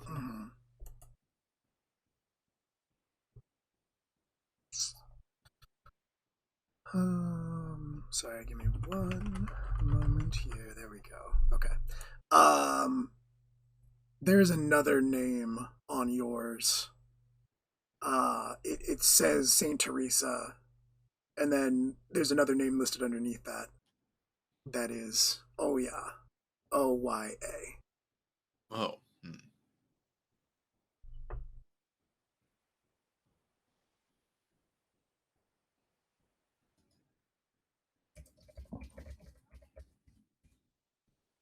And like, if we want to say your character sort of looks into that as well, what you would find is that is the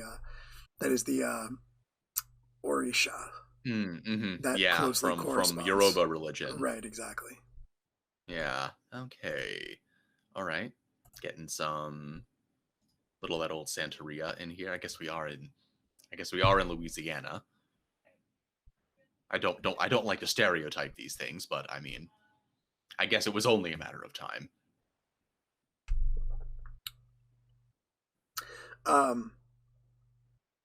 Where was that found? Like in relation to the house? I describe basically like the intersection where we pulled off. Yeah, it was when you stopped for the flat tire on the way to the house. Right. Yeah. Right. As you're sort of discussing this, the rain has kind of picked up a little bit at this point, and you, Cass, you're driving along the road, which seems largely deserted at this time of night, and you see lights ahead of you, which you think are headlights at first. But as you draw closer to them, they shift into your lane too quickly for you to press the gas, or at least to fully brake and stop.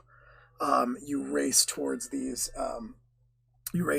lights that you can see, and then as you draw closer, you realize that it's actually one light, and right before you hit, you realize that it is a being, almost 7 feet tall, clad in this golden armor that is giving off the light. And from the gaps in the armor, from between the bracers, the tips of the fingers, the shoulders where the pauldrons end, etc., you just see this blue being, this luminescent being, instead of the golden light giving off blue light. You have a split second of seeing this before your car strikes it at full speed, runs straight into this being, and it does not move. The front of the car crumples in on itself. You're all sort of thrown forward, slam into the dashboard, slam into the seat in front of you. And this being that stands in front of you, it just sort of stares straight ahead. It's wearing sort of a Roman helm with the one slit down the front of the nose that covers that. And in that same sort of very serious blue face, you can see these eyes that burn red, that just fix on you. And it takes you specifically, yes.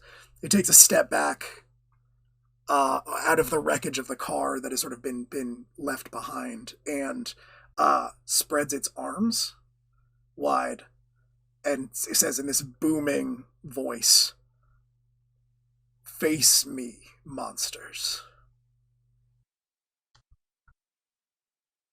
What do you do? Point of order. It said monsters plural or monsters singular? Monsters plural. Okay, Chai. I wasn't sure if it was like calling out Cass specifically or not. No, it doesn't. Because for a second there, Joe was gonna be like, hey, sorry we got tangled up in this beef. You So know, so this I is didn't mean, you so this is know. your problem. This seems like kind of a God on God thing, Right. you know. I don't, you know, Now I I'm don't, just I don't want to be a third wheel. I'm just a simple flesh monster. I'm just a simple cosmic horror. I don't know nothing about any of that. So this thing does not have wings, It though? does not appear to have wings. Okay. The first thing that Cass does in like having a bruised face from hitting the steering wheel or whatever, Yeah. is whimpers quietly to himself, I was just supposed to be an accountant.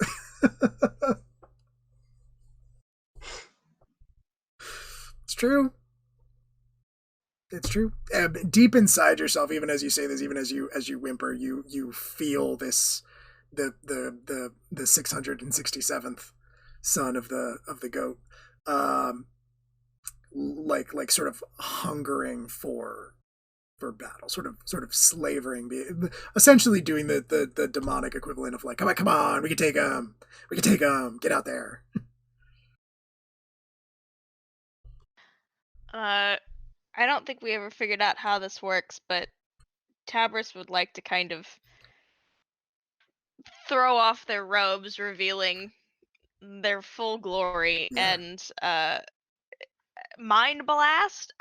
That's the only thing I have in Hell order yeah. to protect myself. Oh yeah. So Tabris, like the rest of you are kind of like, and I imagine almost in slow motion just to create the visual, Tabris kind of gets out of the back passenger side door, steps forward, almost actually completely literally on top of the rain. There's like this accumulation of rain, and Tabris steps on it slowly, one step, two steps, one step, two steps, and doesn't disturb it at all. And as you do so, you kind of cast off the robe and reveal unto this being, whatever it is, the full power of the Steve hole. What does that look? Not the no. Don't describe the full power of the Steve hole. What is it? What does Tabris look like without the robe and the mask? If you are casting off these things. Well, if you'd refer to my last email about the Steve hole, Tabris is essentially this white being that has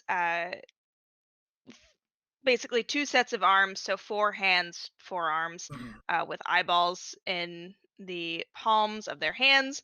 This kind of gold, what looks like ribbon or thread that kind of like laces around their head, or kind of like Mobiusly floats around. And yeah, they are all white, no facial features. Kind of horrifying, but great. But eyes in the hands. Yeah. Eyes in the hands. Right. Very eyes important. in the hands.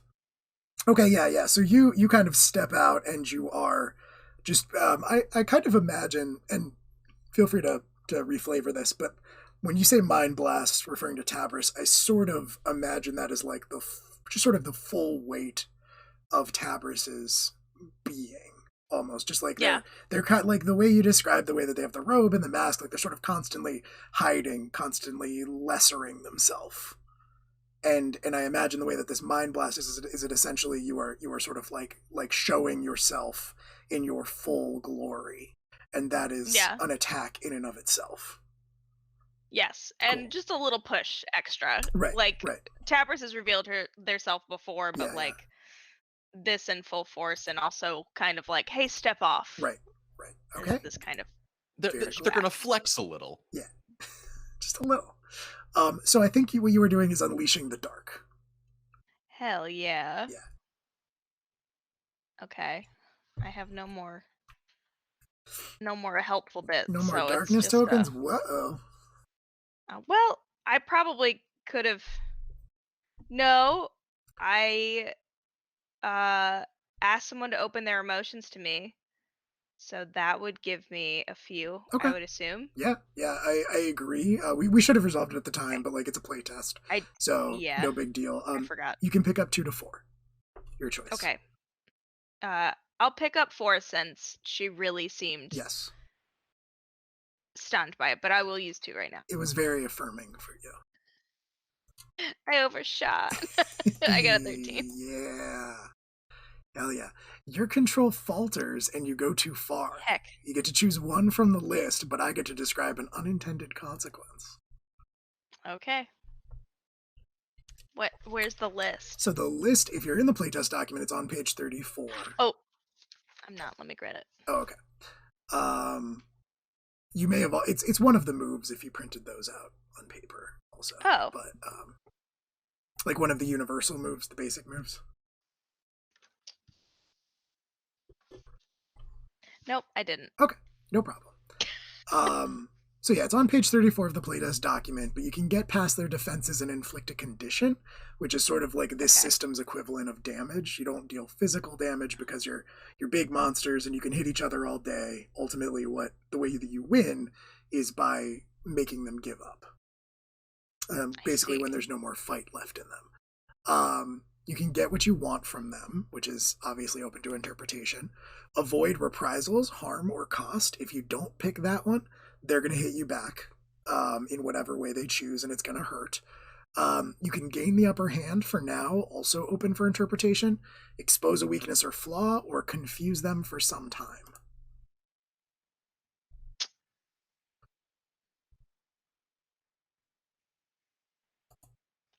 I feel like confuse them for some time. Okay.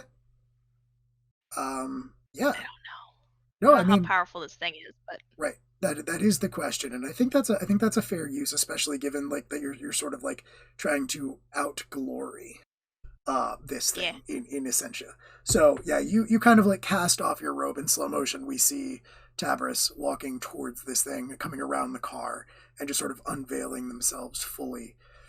And the force of that strikes this thing like a hammer. It's got its own golden light that's emanating from it, as we established, and these two forces just kind of collide with one another, and its light dims, at least temporarily. That's terrifying. Somebody just walked into your room behind you. The light dims temporarily, and it seems like shrunken. It doesn't quite seem 7 feet tall anymore.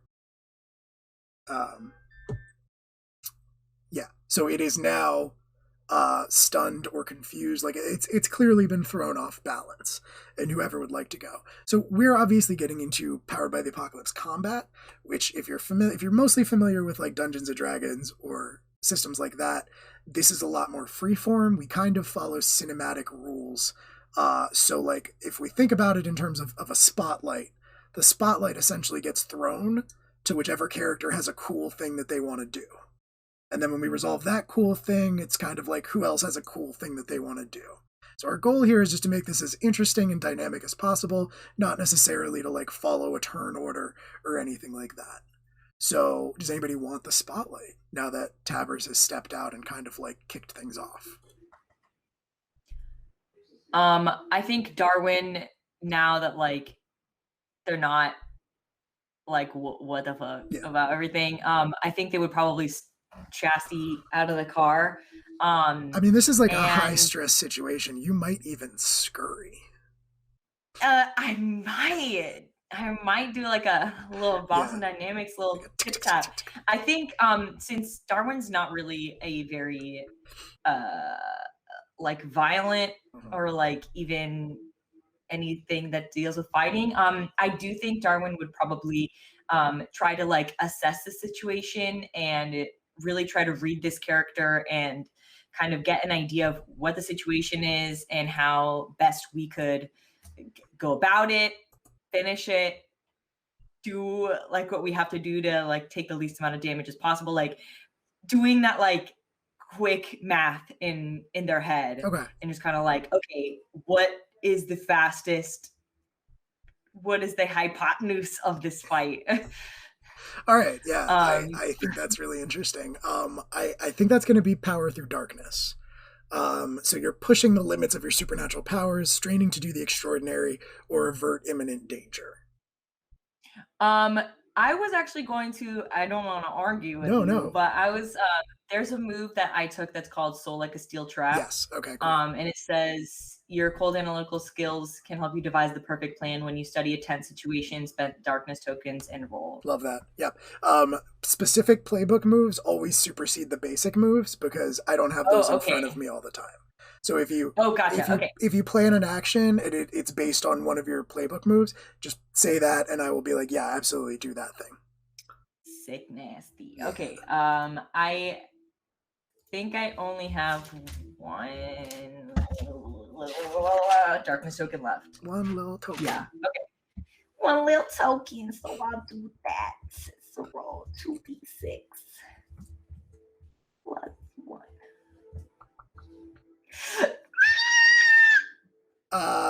Does your playbook tell you what happens if you overshoot? Yeah. Yeah. So there's like a list of questions I can ask. On an 11 plus, it says I can ask one from the above, but you come to a harrowing realization about the situation, and then you get to tell me. You get to ask a difficult question that I must answer. Okay. What's this move called again? Soul Like a Steel Trap. Soul Like a Steel Trap. Okay. Cool. Right. Yeah. Okay. Yeah. What question do you want to ask? Okay. I think the question that Darwin, because again, Darwin's not a fighter. I think Darwin would probably ask, how could we best end this quickly? Okay. All right.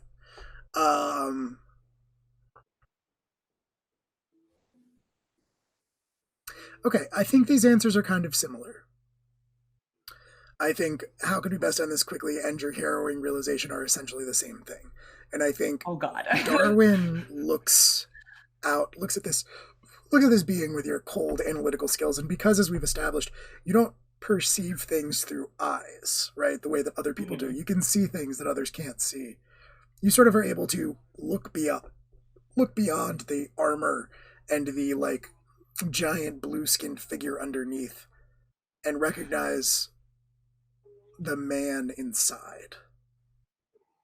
You recognize the man inside as Father Lawrence Neal.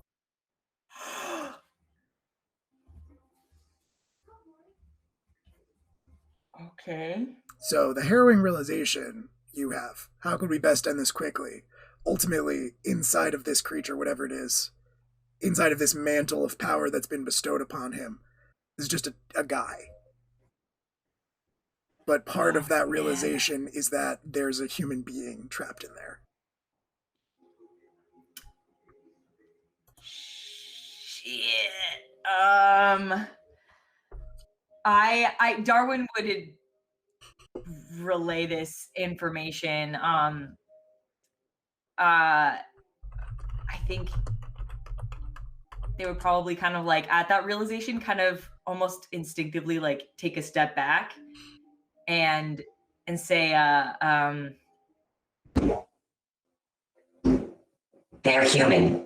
There's a human inside that creature. The father. I do not recall his name. Which, at that point, I'm going to take his counter action to Tabris, using power through, or using Unleash the Dark. Because you picked, like, impressing him or stunning him, but you did not pick avoiding harm. So, as you do that, and as Darwin gets sort of on top of the car and does that recognition thing and relays the information back to you, he cocks his arm back, and this javelin of flame just sort of ignites in his hand, and he hurls it straight at Tabris. Now again, since this is a playtest, there is an option here to use, if somebody wants to, you could attempt to use power through darkness. One of the purposes of which is avert imminent danger. But essentially, this javelin of fire is flying at you. Tabris, what do you do? Steve. Good answer. Always a good answer. So is Steve Wait. gonna take this for you? Steve is gonna take this for me. Okay, Steve's gonna. No, Steve. No, Steve. Yeah, all right, cool. I like that a lot. I don't remember if Steve's move, the one that summons him, covers this kind of thing, or it's just kind of like you have a puppet. So I can command it. Right, dark and puppet so, strings. It will protect you or someone else important to you. Yeah. Okay. And I have to remark my ruin. Cool. Yeah, mark that ruin. And little gingerbread Steve, whom was here the whole time, but we all forgot about him. He slid back under my robes as we left. It's fine. Okay. Back to his Steve hole. Back to the Steve hole. Steve sort of tumbles in front of this bolt of fire as it rushes towards you. It strikes Steve in the center of his entire being, and he is held sort of in stasis in the air for a second. His little gingerbread arms twitch a couple times, and then he just sort of crumbles into dust. But it's okay, because you can always make more. I can always make more. Who knows how many Steves there are? There's only one Steve in the hole. Yeah. You. So yeah, he crumbles into dust and falls to the ground. Does anybody else want to do a cool thing? I was gonna try to see if I could buy us some time, see if I could at least keep him occupied, draw some aggro. Cool. Yeah, you can definitely do that. I'm not even positive you would really need to roll for that if all you're trying to do is just draw his attention. Well, so I was going to try to power through dark. Sorry. Okay. Power through darkness. No, sorry. Unleash the dark is what I mean to say. Sorry. Okay. Yes. Very cool. Yeah. Unleash the try to unleash the dark. Couple of things I'm aiming for with the result, and we'll see how it goes. Okay. Basically, what you see is, rather than from his place in the back seat with the seatbelt on, Joe basically slithers out of the broken window, leaving his clothes behind, and sort of puddles his way behind the father here. He rises up behind him, the central pillar of his body's subsuming his increasingly elephantine legs until he is of equal height with him. He reaches in and basically opens up his chest to reveal essentially an Iron Maiden of flesh, and is going to be attempting to trap him within it. You're just describing so many things. The word flesh was just said so many times. Yeah. Okay. I like it. That's not true. But I think I technically only said flesh once. I mean, more power to you. I didn't like it, but I can't tell you no. So. And it's just because the tattoos that cover his body have all transformed into a combination of Gothic funeral imagery and fossilized Precambrian organisms. Yeah, same. That's what mine do. So, checks out. Yeah. So I guess I'm going to unleash the dark at him. Yeah, it sounds like that's what you're doing.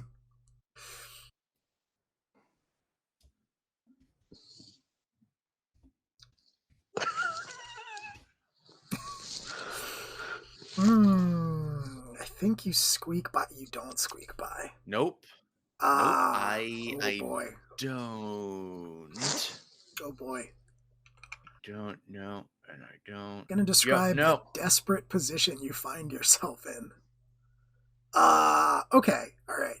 So you wrap around this being. You're in your quote unquote Iron Maiden of flesh. You wrap around him, and for a second, it's kind of quiet because like everything stops, right? It's contained, and for a second, everyone's like, is that it? There's a moment of like, oh, is it over?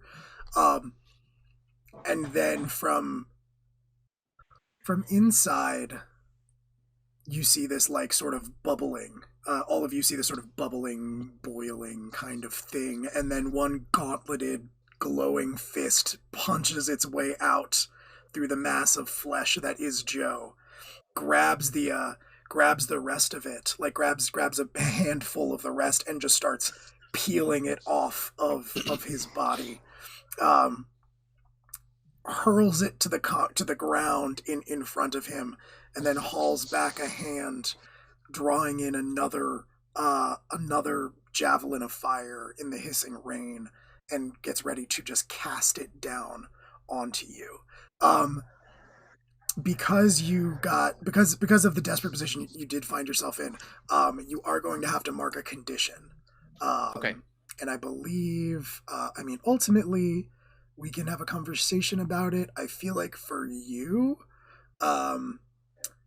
reactive or vicious might make sense. This might trigger some sort of primordial defense response in Joe. Yeah, agreed. Either of those would be fine. Okay, you pick. Up to you.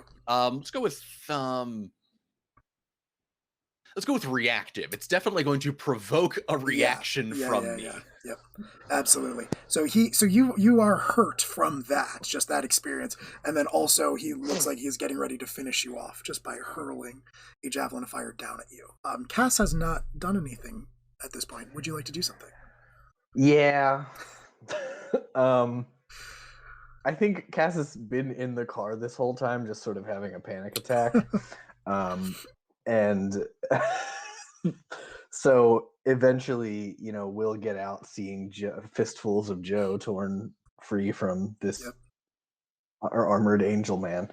And with a forlorn sigh, I am going to try to power through darkness and reach the man inside of the armor with whom I have established some sort of connection. Mm-hmm. Okay. I like that. I think you don't have a specific like fallen move for that, right? I don't. I can modify it. Is basically what my fallen move is. Gotcha. Okay, cool. I can take negatives to get positives. Okay, I think you're trying to avert imminent danger specifically for Joe, so I think that's going to be power through darkness. Yeah. All right. Cool. Yeah. So you can roll it. Spend darkness tokens if you want. Okay. Good. Cool. I just want to. We'll rewind. This has become something of a habit. Yep, back to earlier in the session where we were like, "Oh, this time we're making all the rolls." Okay. All right. Cool. And so we've got a couple things here that could happen. You are on the edge of disaster. Yeah, feels like it. Now, you did say you had a move that let you modify your roll. That doesn't... Not that much. Okay. So choose one, mark a condition to exert better control over your powers, or let me tell you how the situation is not under your control. Okay. So my beautiful boy is already forlorn. I think the most interesting thing I could do now is pivot into obsessed. I can see that. Because I am now sort of deity to deity in some, or so I think. Yeah. So I think I am now like fixated with the reconversion of the father. Yeah, I think that makes a lot of sense. And you got a 12, so. I sure did. Yeah. He's going full goat. Check that out. I'm full goat again. Full goat. Okay. Yeah. I'm definitely down for that. So you are obsessed. You kind of like are trying to. You're kind of burning the candle at both ends, right? Like you're kind of trying to keep the 667th sun at bay, while also using just enough of its power to try to reach out and like tell this priest to chill the fuck out. And I think ultimately Cass the man gives out. and the 667th sun just kind of like overpowers him. And I think that is a good representation of your obsessed. Yeah. Of your obsessed marking. So Cass is how much control Cass has left is up to you, but it's not a lot. And yeah, you didn't fail, right? So no, I guess it still occurs. Yeah. I just now have this new state. Right, because you marked a condition to control your powers. Yeah, so you are sort of able to do it. What does that look like? What does that look like with you now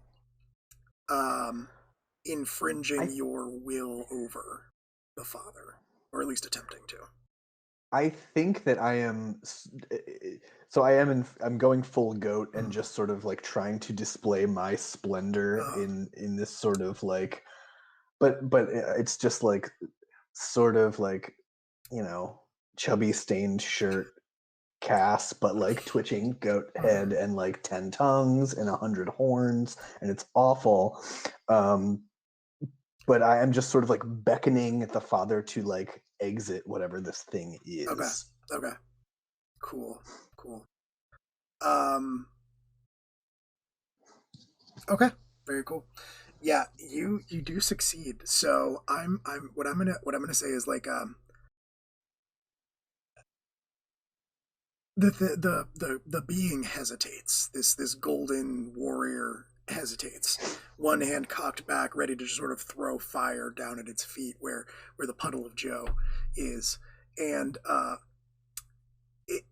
it hesitates, and you sort of see in its torso this ripple, and pushing through it like it's molasses. You see the arms of the priest, of Father Neil, start to emerge, followed by like a head and sort of the upper shoulders. And he says, "Be gone, foul creature! I am not your puppet." And he looks to you, Cass, and extends one of the hands that he's freed and says, "Help me, Lord." I love this awful Renaissance painting Yeah. you created. Yes, it's truly terrible.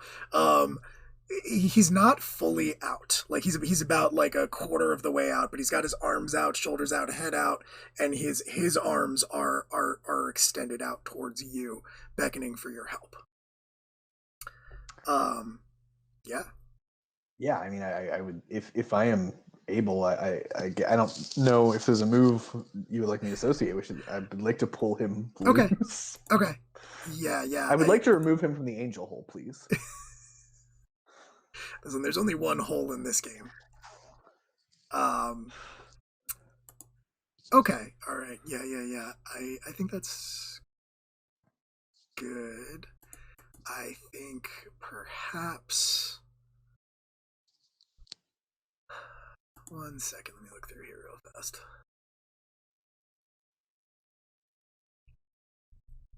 What is his name again? His name is Father Lawrence Neal. Okay.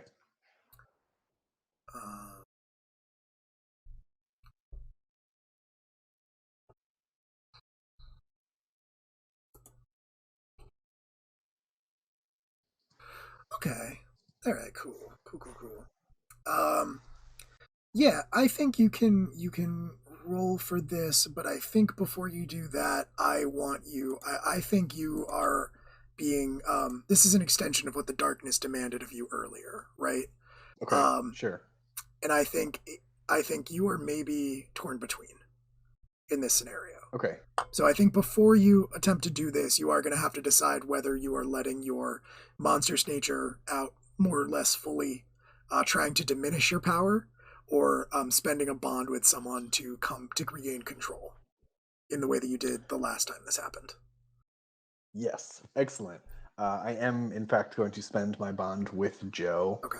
And reflect on both the conversation from the day before and this sort of brain manipulation that I saw earlier, and sort of rein myself back in. I was going to say, even though he was kind of a dick earlier and did the exact same thing that he lectured you about. Right. Okay. Well, that's the point. Is I'm like, hold on, we need to chill. Right. So yeah, Do that's- as I say, not as I do. Right. Okay, cool. Yeah. You can spend your bond. So you got that back, right? At the end of last session, essentially, you regained your bond with Joe. I never spent. Is it go both ways? Because I spent mine. I don't think I he did spent not. his. Oh, okay, interesting. All right. Yeah. Because we had separate ones from our Right. starting ones. Yeah. Okay. Cool. Okay. Yeah, you can spend your bond with Joe and kind of like regain control a little bit. I don't think you become less goaty, but you do Cool. sort of like shut it up, and I think it sort of growls at you as you do sort of rein it back. You sort of claw it back out of the driver's seat of your body. And it kind of like hisses like a no at you as it goes, but you do kind of like get back in the driver's seat. Yeah, you can attempt to pull the father out. I'm actually gonna say, because you spent a bond, and I don't think you're necessarily using a power to do this. I think you kind of just like take his arm and start trying to pull him out, right? Yeah. Okay. I'm gonna say you can do that. It doesn't happen right away. Like it's clear that like you're struggling to pull this man out from the angel. But yeah, it seems like it's kind of almost frozen, at the very least distracted. Still got this spear, but hasn't quite been able to like hurl it yet. Okay. Who's got a thing? Anybody want the spotlight? I was going to try to basically get my own back. Okay. I was first. Go ahead. No, you go ahead. What would you like to do? Well, first I was going to use one of the abilities on my sheet, embodying a condition that affects me. In this case, it is reactive. And I'm gonna go ham Sammy. I'm gonna take 4 darkness tokens. Okay. Very cool. And I am going to unleash the darkness upon him again. As from the puddle at his feet, suddenly Joe just almost like water hitting a hot pan, just splashes upward, becoming 100 hands that all grasp at the glowing armor and try to tear it off of the father piece by piece. Okay. Roll. How many darkness tokens do you want to put on this? I'm gonna go with all of them. Okay. I think you might. I think the limit might be 3, but let me just double check. Does it limit you at 3? I think so. Okay. But let me double check on that real fast. I mean, if I can only spend 3, that is fine. It seemed to make the most sense since I was basically doing like a purely reactive kind of move. Yeah. No, I agree. I honestly like I don't see it in the darkness token section. I don't see it in the moves themselves. So I think go for it. Okay. Yeah. Yeah, Justin, had fucking fun. rip it, baby. Yep. Oh, we got a donation. Slop that down, dude. Shit, yeah, dude. Crack one for the big boy. Thank you, Rouge, for your donation. That is a 12. Yep. Well. This is fun. Okay. I will check the goal in a second because Rouge's message indicates that we may have surpassed it. But in the meantime, let's figure out how bad things go for Joe before we get into All right. that. So, the option I'm choosing is actually going to be to expose a weakness or flaw. Okay. Okay. Very cool.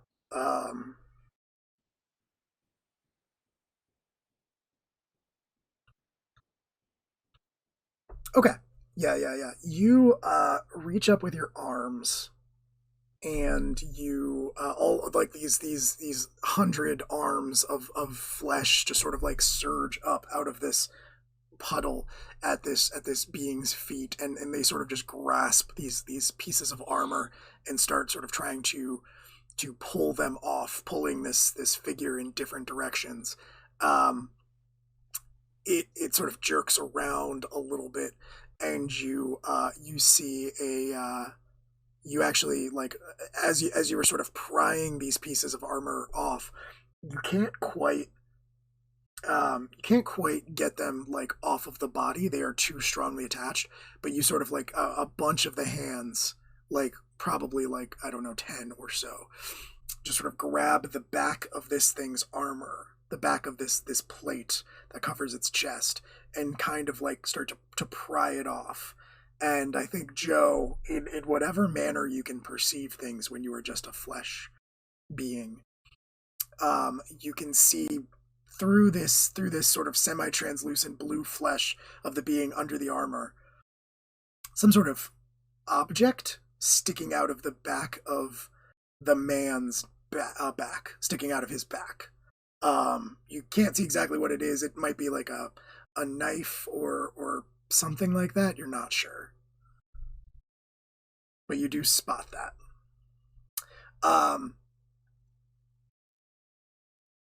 The unintended consequence, I think, is that the creature,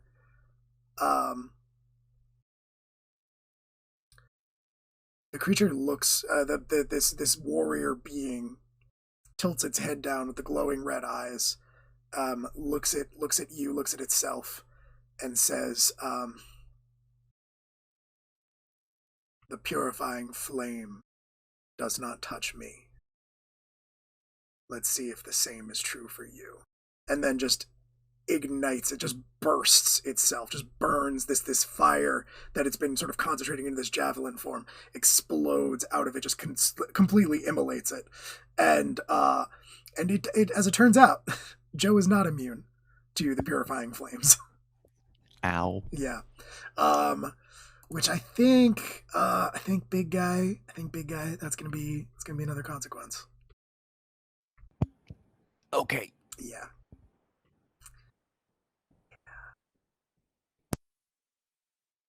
Not great. Could be better. Could be better. Could truly be much better. You have seen your friend burned now.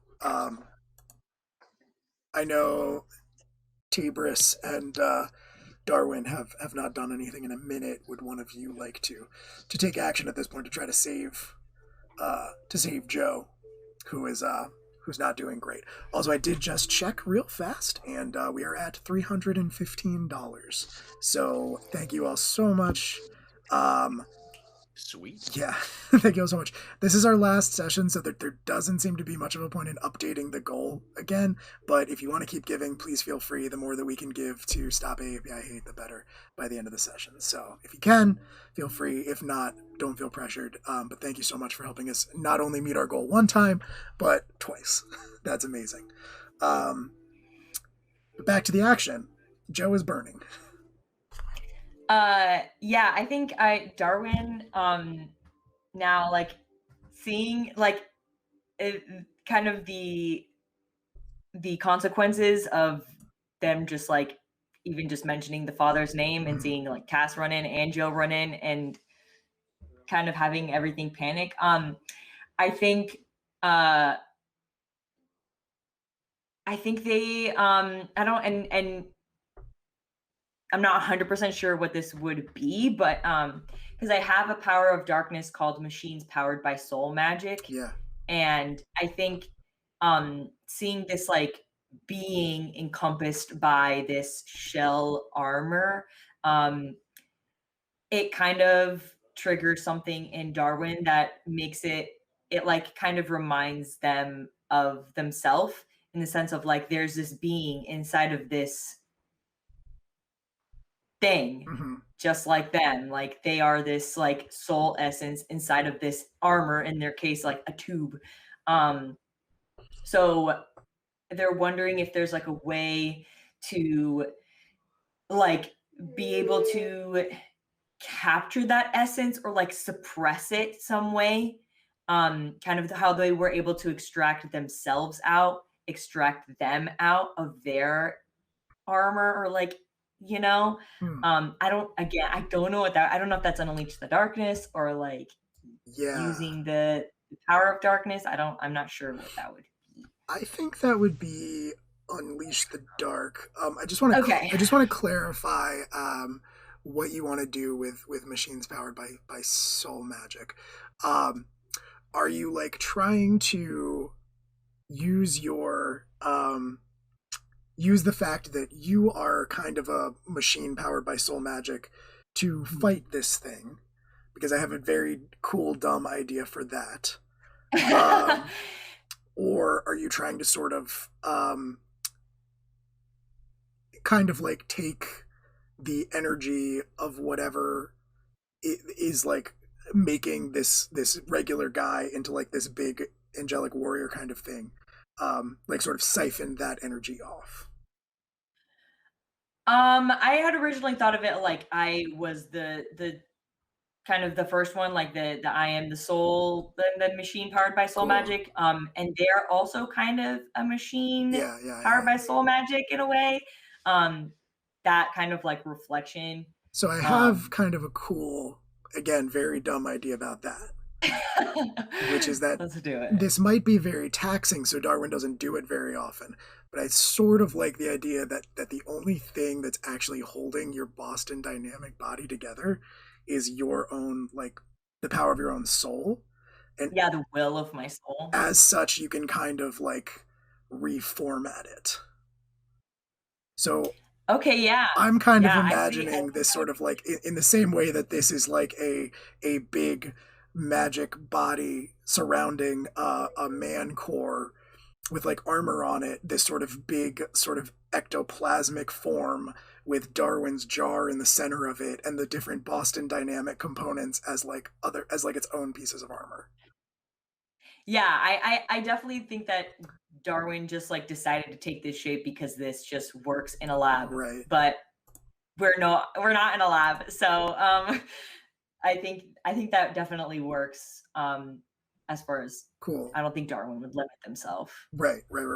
So what I'm picturing, and feel free to describe it differently, but I'm sort of imagining there's like this sort of like bubbling from the jar that contains Darwin's soul, and this sort of like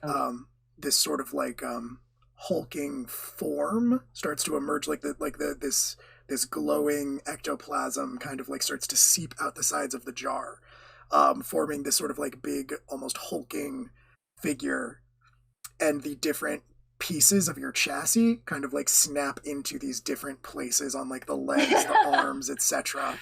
And you're just kind of like, you can see Darwin's jar floating in the center of it around, but there's like now this big like figure that's just Darwin with like this armor. I would think too, like the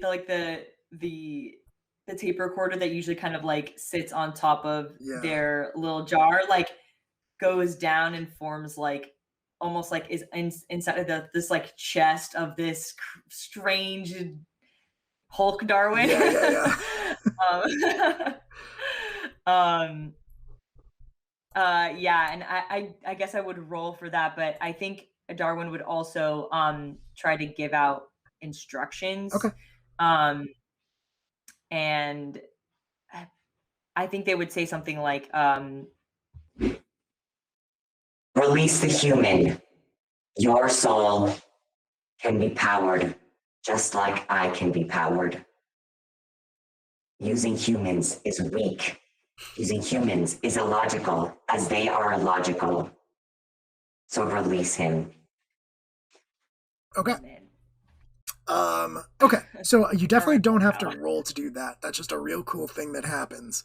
Okay. Your follow-up action, whatever you want to do to it next, like whether you want to try to physically pull the rest of the guy, like, or the rest of the priest out from inside this thing's chest, or you just want to like slug it out with it, or you want to like try to absorb it into yourself, or what have you, like that's going to be a roll. Up to you. Okay. I think I would try to. I don't think I would try. Yeah, to just have fucking fine grip it, with it. I don't think baby. Slop that down, dude. Yeah, dude, crack one for the big but I boy. do think I think Darwin would at least try to help, like cast pull it out. Yeah. Okay. And also by giving the instructions, that's one of the things that gives me darkness tokens. Yeah. I wasn't super commanding, so I think I'll just get like I wasn't super commanding, so I think I'll just Sorry. Okay. The audio was doubling for a second there. We got another donation also during that. So spend Raph, go ahead and spend darkness tokens to unleash the dark, and we'll figure out what happens based on that. Thank you for donating again, Jared Scrub. Souls. It says Souls, Holes, and Joe turned to Coals. Also, just wanted to get the total to a cool 333. We are at 333. Thank you so much. Okay, so that would be 2d6. Yeah, I guess I'm kind of hulking out, so I think I would add both of my darkness tokens. All right. Go for it.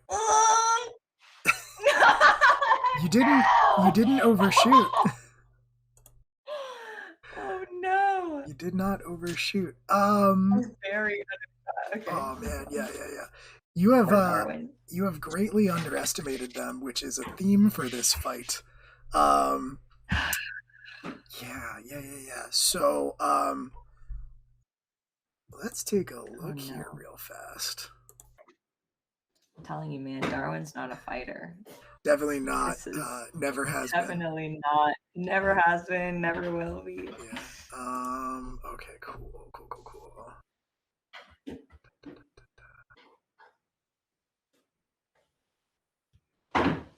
All right.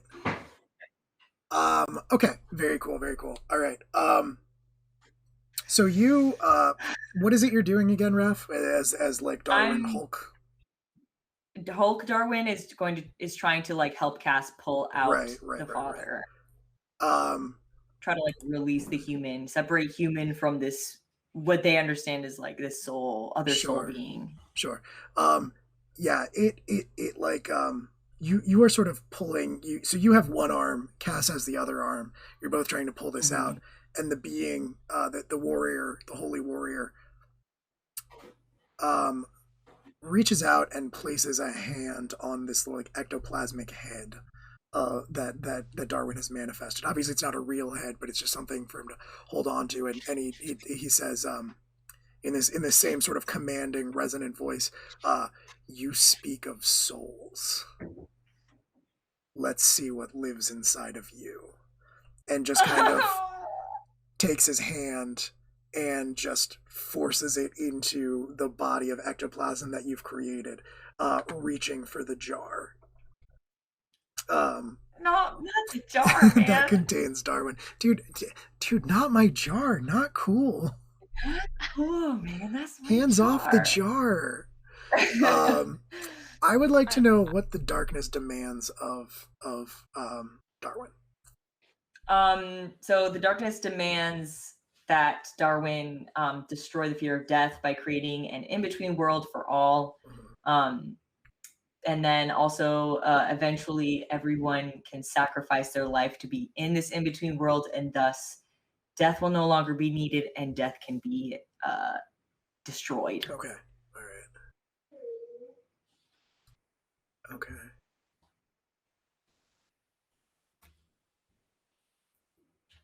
Okay. What happens as this thing is reaching into you and trying to grasp your jar and presumably break it?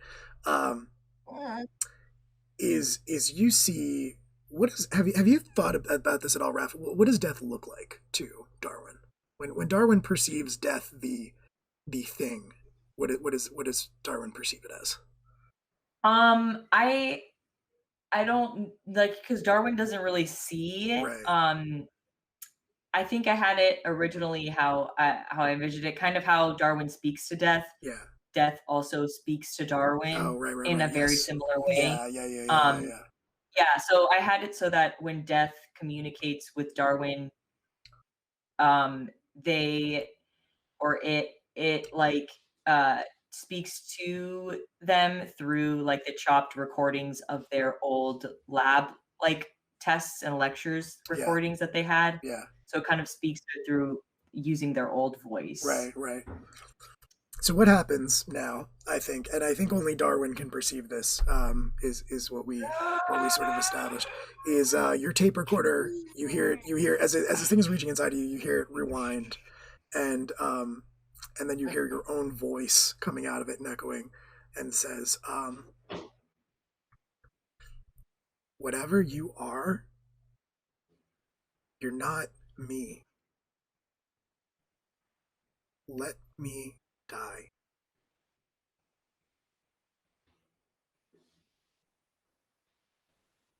Just stop. I'm so tired. Let me die. Yeah. So that's what the darkness demands of you. Do it that way you will.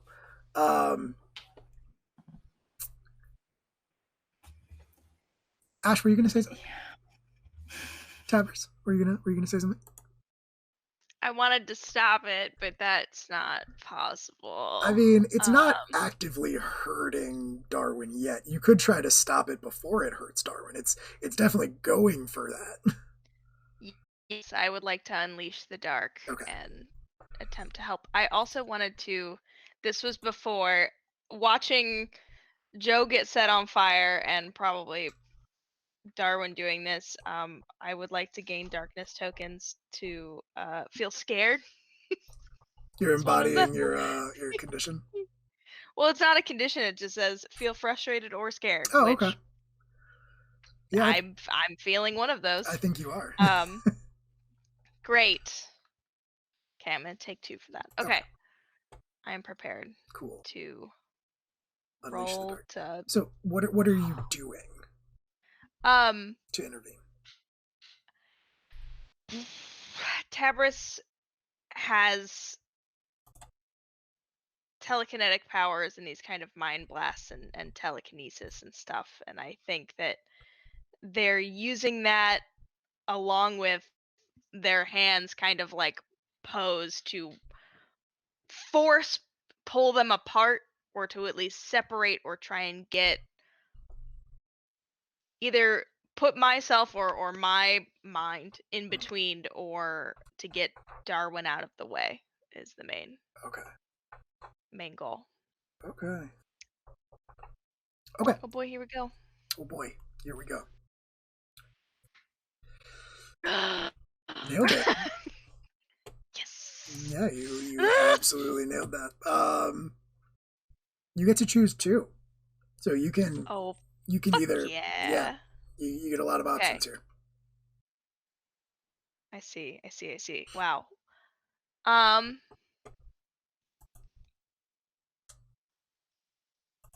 would like to avoid reprisals, harm, or cost for Darwin, and then I would like to get past their defenses and inflict a condition. Okay. Stay away from my friend. So avoid reprisals, harm, or cost for Darwin, and get past their defenses and inflict a condition. Okay, and remind me what this looks like. Yes. Yeah, like what of your spooky stuff is Tabris using? Okay, I'll probably I don't know what condition they would get, but yeah, that's up to me. I would probably use my telekinesis to pull Darwin away into safety, or at least back behind. Cool. And then once doing that, kind of face all my palms and eyeballs towards this creature, towards this angel, and use, I don't know, my creepy puppet strings or something, just to attack and inflict a condition. All right, I like that a lot. So you as we've established, Tabris kind of moves through solid objects. So I imagine you kind of physically just interpose yourself by sort of drifting into the middle of this combat, and then you sort of like turn your eyes in your hands towards this thing, and it is like physically thrown back under the weight of your gaze, and simultaneously from the fingertips, these strings lash out and bind it. Almost they connect to it in these different places, and you are kind of able to hold it in place. Maybe not control it fully, but you do manage to throw it off of not just Darwin, but also like where Joe has sort of been burned, and where Cass is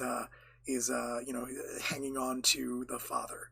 And as you do so, this thing sort of like throws an arm across its eyes just to sort of hide itself from your eyes, from your gaze on it.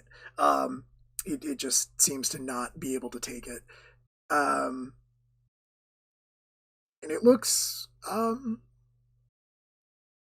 it looks almost frightened.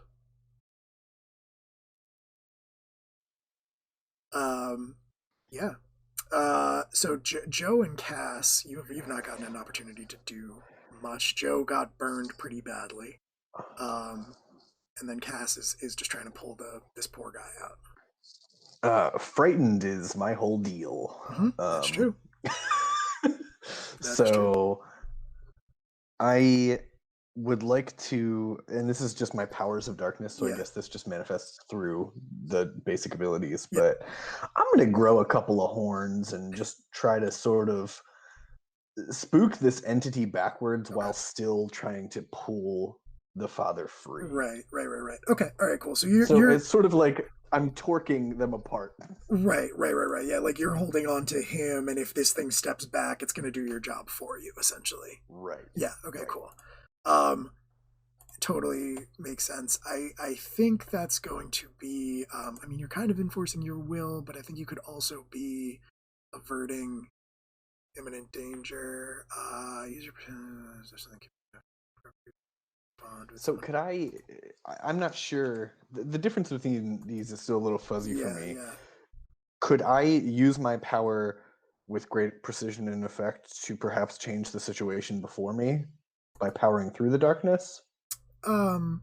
Yeah, that's kind of my thought as well. The general division is that if you are unleashing the dark, you are kind of trying to attack this thing one way or another.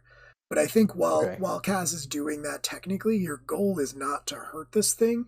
Your goal is to get the father out.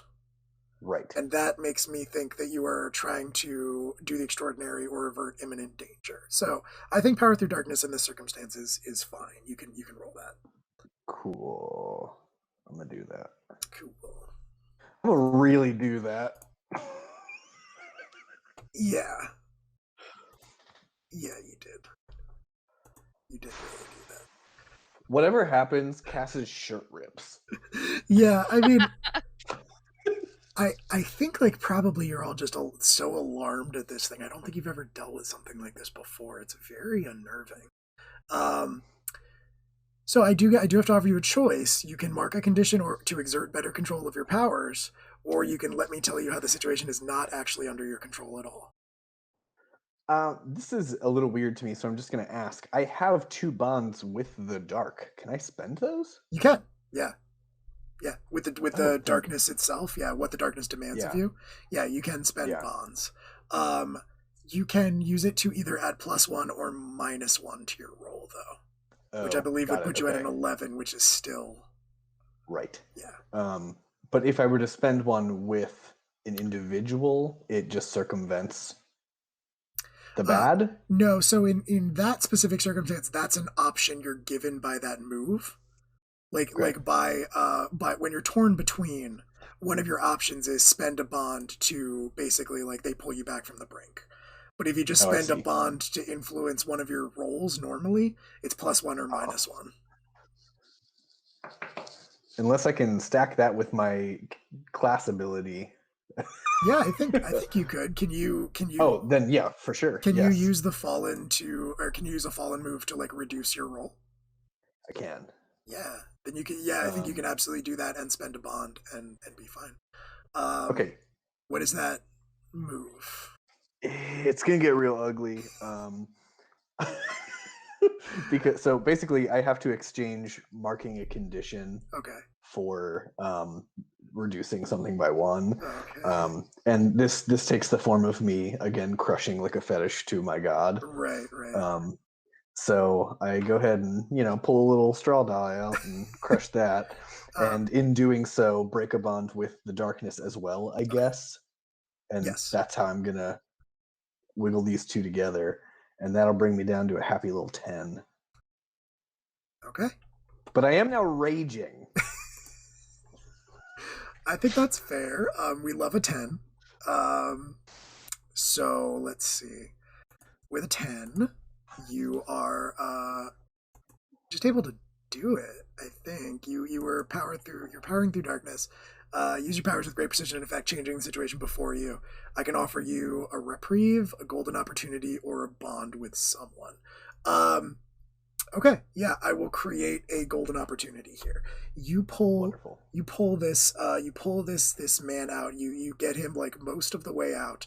And as you do so, this larger shell, the warrior, the holy warrior that you've been battling with and wrestling with this whole time, takes a step back from you, letting you pull more of the priest out. And as he does so, he roars. The holy warrior sort of roars in pain or rage. You're not sure, but as you pull the priest most of the way clear, at least up to his waist, you can see that there is what looks like a shard of glass sticking out of his back. Can I just grab it? Yeah, I think so. That's gonna be, yeah. I'm creating golden opportunity.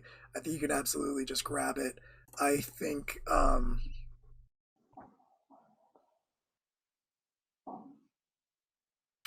there is going to be a moment when you lay hands on it, you feel a connection. When you touch it, you feel maybe like you're tapping into the source of wherever this power is coming from, and its will sort of meets your will, and it feels vast and ancient and powerful, but so do you. So I think you are. I do. You do. So I think you're unleashing the dark. I think you're basically pitting your will against its will. Okay. So that's another beautiful 2d6. Yes. And if you want to spend points, you can, but no big deal. I have no points left to spend, so I'm just gonna roll straight 2d6. See what happens. It doesn't go great. It's a 6. It's a 6, but if you no, in this it's 8 to 10 is a success.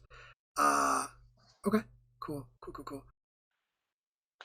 Yeah, you have greatly underestimated them, and I'm going to describe the desperate position you find yourself in. So you feel this will that is sort of like you make contact with it when you touch the shard of glass, lay your hands on it. I think you can kind of feel it cutting into the skin of your hand, and it you hear this voice, completely genderless, completely, just it sounds like the deepest depths of the ocean is like the best way to describe it. It just feels vast and neutral, and it says,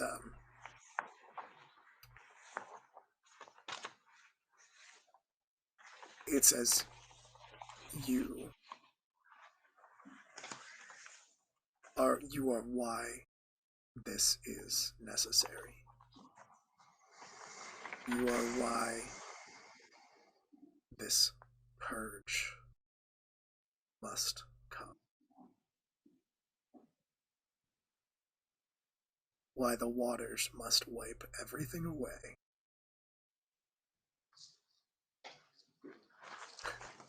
So that new soil may grow.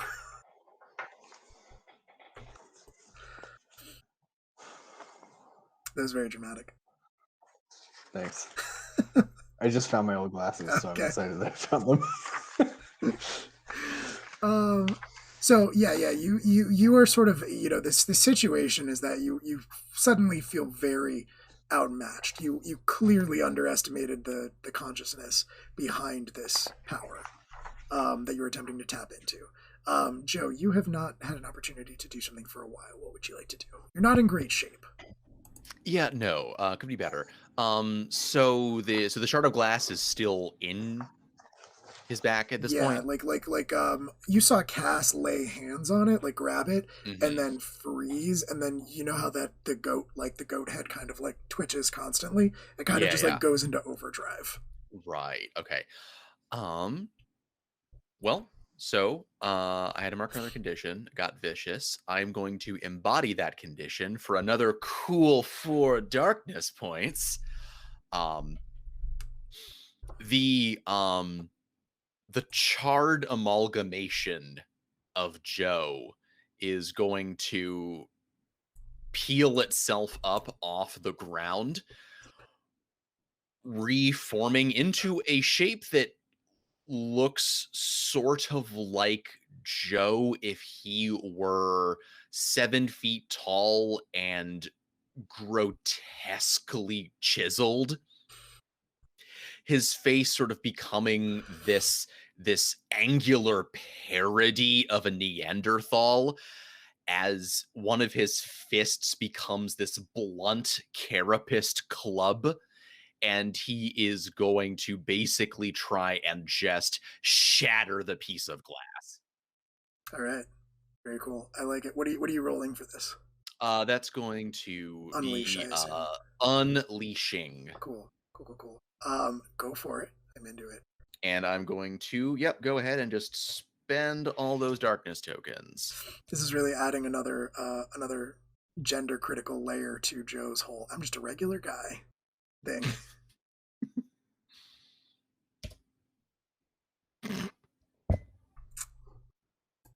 Cool. Cool. Man, y'all just if you just roll an 11, things would be fine. Yeah. Right. Okay. All right. Your control falters. You go too far. You overrolled. You didn't underroll. So you're gonna do it. You are going to basically just sort of try to shatter this piece of glass. And I think you're going to succeed. But there is going to be an unintended consequence.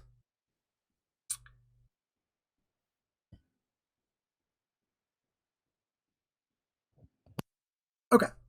All right. The unintended consequence is you have 3 conditions marked, right?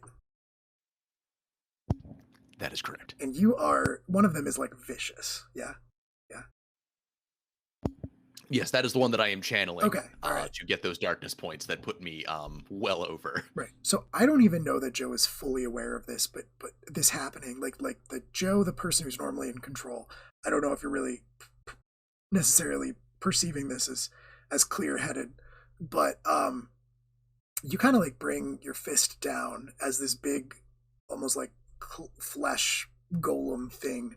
Bring your fist down on this guy's back, and the glass shard shatters as you do so. And then you kind of what everyone else would see is the fist that did this. There's a second there where this sort of unseen pulse of power releases, right? And you all kind of feel it ripple across yourselves as the glass shard breaks. And this holy warrior thing kind of flickers a couple times and then just sort of dissipates into motes of light. But then what you see is Joe's fist. It kind of bulges at the top of the fist and it bulges at the bottom of the fist. And you kind of see what look like teeth, like rows of teeth emerging. And as you watch, it starts this mouth that has formed where the fist was a second ago, starts to swallow the priest.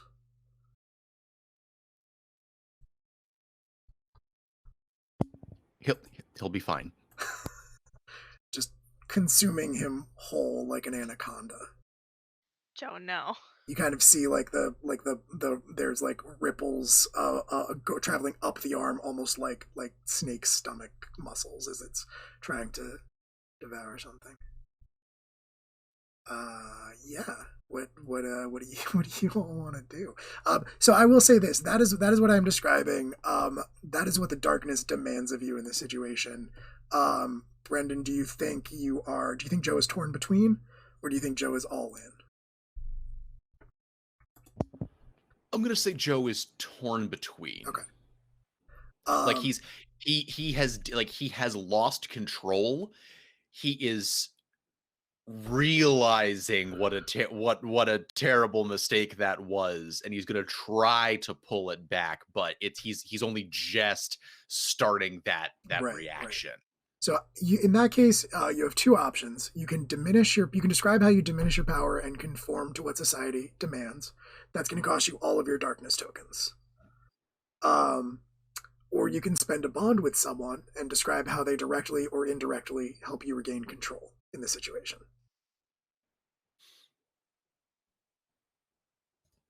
I am going to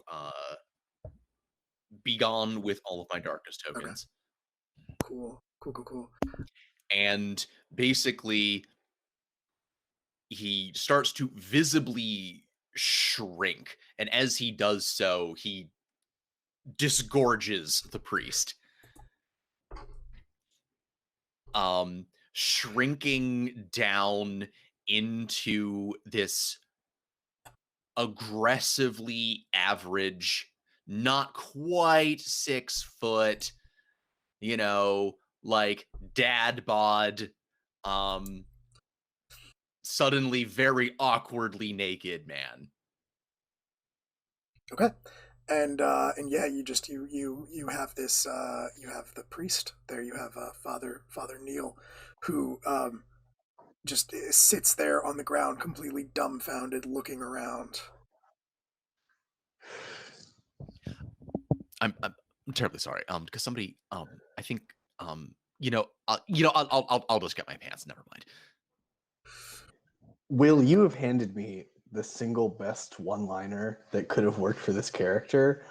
As I transfer from goat back to man, I say, Neil, Father Neil, are you okay? Perfect. Perfect. Okay. Yeah, he looks, he turns to you and he bows. He sort of throws himself at your feet and says, I will not lie, but my faith wavered for a second there, but I knew you would see me through this. I knew you would save me by your grace. I would like to open my heart to Father Neil. Ooh, love that. All right. What are you saying to Father Neil, or how are you doing this? He's not going to understand any of this. Right.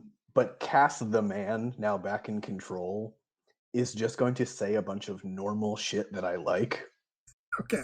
To just like try to connect to him on a human level, Right. since I have like accidentally subjugated him. So I'm just gonna be like, my name is Cass. I love to get like 2 appetizers on Fridays. Like my niece's name is Janet. Just like a bunch of random shit, and I'm like probably crying. Yeah. And he's not gonna get it, but I'm just trying to like form any human bond I can possibly make with the man. Right. Okay. I bought a motorcycle once, but I sold it the next week. I don't know what I was thinking. I'm not a motorcycle guy. Look at me. I don't have a license. I bought the jacket first. Very cool. All right. Yeah. So if you want to spend darkness tokens on this, you can. I don't think you have any. I don't. But yeah, you can roll 2d6, and depending on how this goes, this could be really good for you.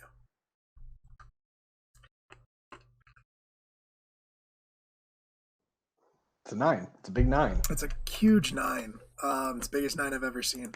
You you can choose one.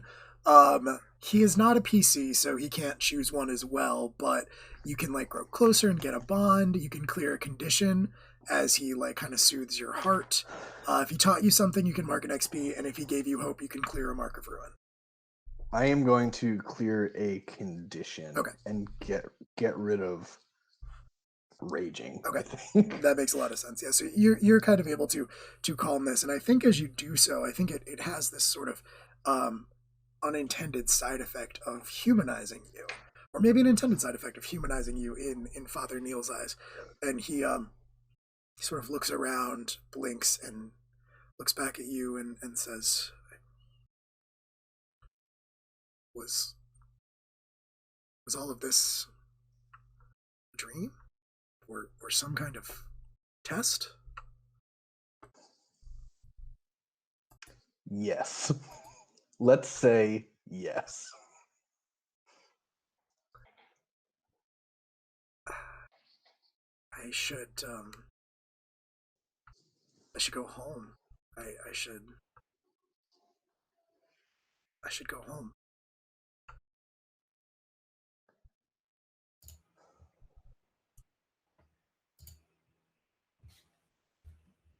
Can you describe the glass? So the glass shattered. Yeah. From what you saw of it, I'll say you got pretty close to it, and it kind of cut your hand. It kind of looked like stained glass. Cool. Um, yeah. So he says I should go home, and then he stands up, like he's gonna stagger back to the church, which is probably exactly what he's gonna do. But he turns around and he says it's not a sin to order double appetizers. Cass weeps. I'm gonna get that tattooed on my body. Holy scripture right on the ribs. Right. Double apps on Friday are A-okay. All right. Yeah, so he with that sort of dazedly walks, like stumbles off in the direction of the church.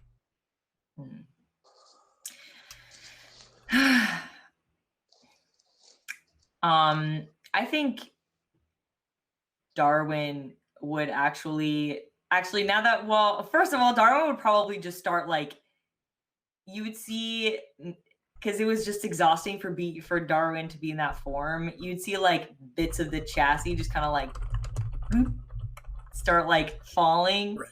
And then eventually, like, the jar just kind of like slowly latches itself back on, and all the goop just kind of like lifts up and goes back into the tube and just kind of closes down. And there's definitely like a little bit of like a dullness to the goop, the soul goop. But I think that Darwin would probably like slowly chassis over to Joe, and kind of offer him their lab coat, since Joe's naked. His clothes are intact in the car. He is currently he is awkwardly trying to pull on his khakis and polo behind the smashed SUV. Right, because you guys remember how, like, Joe specifically said he turned into a puddle of flesh that slithered out the window of the car. Okay, that's right. Anyway, I think Darwin would still walk over, or chassis over to you. Darwin doesn't care about anything. I feel like your movements are a little like janky now. They're a little more like robotic and less like Boston Dynamics, you know? Yeah, they're a little bit more robotic. But they would probably kind of walk over to you, Joe, and just kind of like the goop is pretty like still. It's more just like, you know, when you drop like a puddle, like a pebble in a river, and there's like little vibration rings. It's just kind of like that on the top. And they would probably say, Joe, I seem to have miscalculated the situation more than once today, and you have put yourself into precarious situations. Potentially because of my misguided direction, and I would like to apologize and thank you, and perhaps some eggs in the morning is not the worst thing. Maybe a little bit of ketchup even. As a treat. as a treat.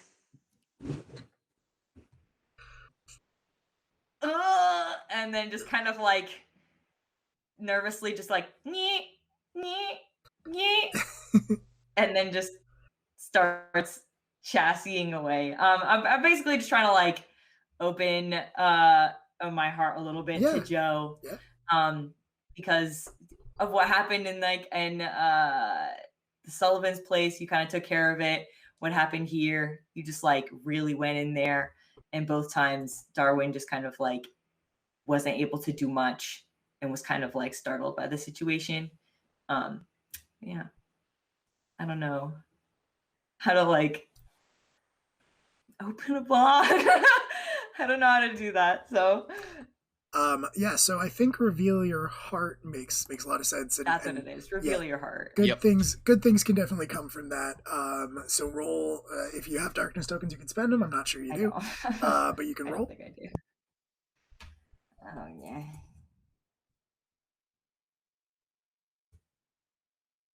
Oh, you gotta put a space in there. Oh god. Okay, I was like, ow.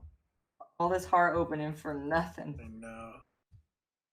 All this heart opening for nothing. This heart opening for nothing. Although for nothing. Yeah, no. I keep forgetting about the 7 thing. Most Powered by the Apocalypse, 7 is a success, but with a 6, you can't really do anything unless you double. Yeah, I was thinking the same thing. Yeah, they have 8 as the threshold. Okay. Something is going to undermine, interrupt this situation as you are trying to have this tender moment with Joe. And what that is going to be is a sudden eruption of light that rockets heavensward from a different part of the city. You're kind of having this moment in the middle of the street, and you hear this sort of like sound like a bomb going off. And you can see, you sort of all turn to look at where the noise is coming from, and you sort of just see this column of light shoot up into the sky. Just gonna do one little thing right there. Just gonna advance that doomsday clock one tick. One tick right there. We can't identify if it's a location we've been to previously. You can see where it is, and it's not fading. Like, it seems to be sustaining itself. So you can go check it out if you want. But but yeah, no, from here you can't tell exactly where it is. Okay, cool. Should we? Well, the car is wrecked. Yeah, the car is super wrecked, but you can run. Like, you can hurry. Go Joe car. Yeah, right. The Fleshmobile. So funnily enough, I do actually have a thing that can do that is specifically for it's specifically for like breaking through barriers, and I can take people with me. There is no barrier. I would well, there's the rest of the city. I'm just saying if we encounter a barrier, I can do that, but I mean, I think that sounds cool as hell, and I think we can use a loose interpretation of barrier here. To say that if you want to treat distance as a barrier. Yeah, well, I think the city is the barrier. What is the name of that move? That is one of the abilities potential options for On the Knife's Edge. If I don't screw it up. Oh, sorry, I was looking at the summoned on Knife's Edge. Okay, cool. What happens if you do? I don't want to be consumed. Nothing bad. Nothing bad. Okay, yeah, no, yeah. Like it would nothing bad would happen. Well, nothing bad would directly happen to you guys if I screw it up. I pick up my robes and do my equivalent of jogging. I think it's a one shot. I think it's a one shot, and that sounds real cool. I like that idea. I say go for it, because you want to get there as quickly as possible. You don't know, know what's going to happen. All right, let's go. Fine. Darwin trusts you, Joe. So Joe, I think let's do it. I think roll 2d6. If you got darkness tokens, spend them.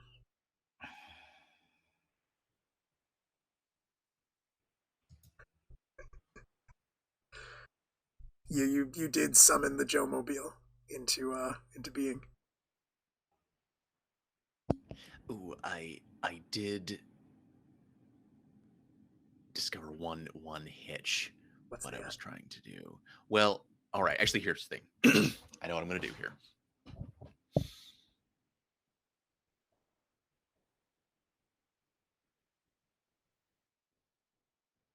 The suspense. I know, right? Scale from how fear. Okay. All right. Sorry. I'm going to have to kind of like string a couple of things together here. First.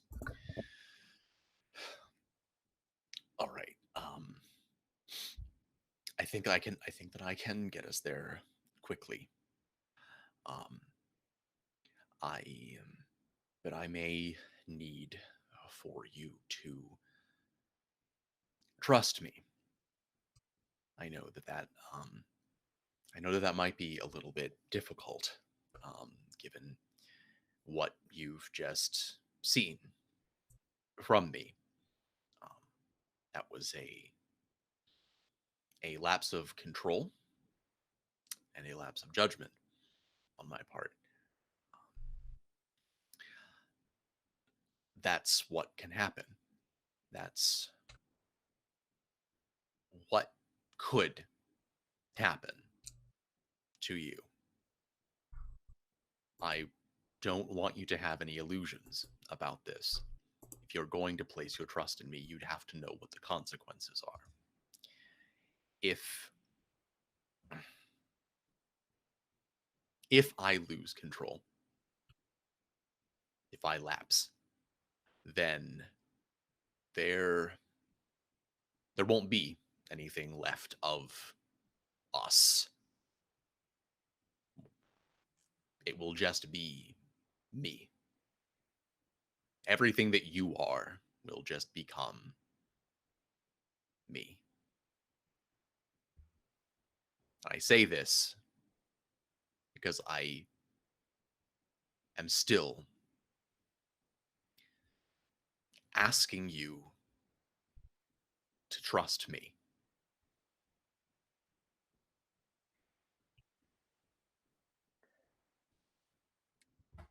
So what I am doing here is I am trying to reveal my heart, and I am also using one of my surge moves, which is like a moth to a flame. When I reveal my heart to someone, I may first tell them how I could destroy them. If I do, I gain 3 darkness tokens before I roll, because I need to be able to try and clear a condition first before I do the thing I want to try and do. Yep. So let me try and reveal my heart. And I'm going to spend my 3 darkness tokens. I mean, this is dope as hell. Let's get some. Can we get some Steve Holes in chat?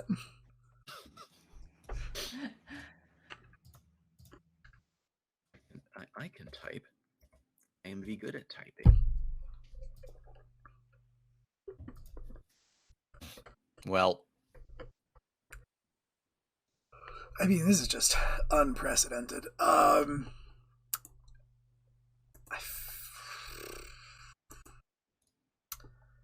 So this was revealing your heart, right? yes. Okay. Wait, you don't have a bond with me, do you? You don't have a bond with Darwin?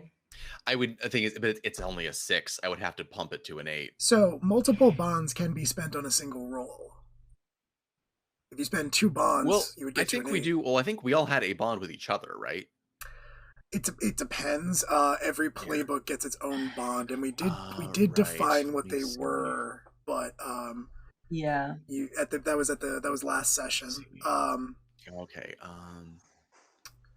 So it was like, who was there when you let go? Oh, that's right. Oh, I do still have 2 bonds. Yeah. With Tabris. Right, because you love Tabris. Yeah, because I was there when you were found, and I must never fall in love. That is what the darkness demands of me.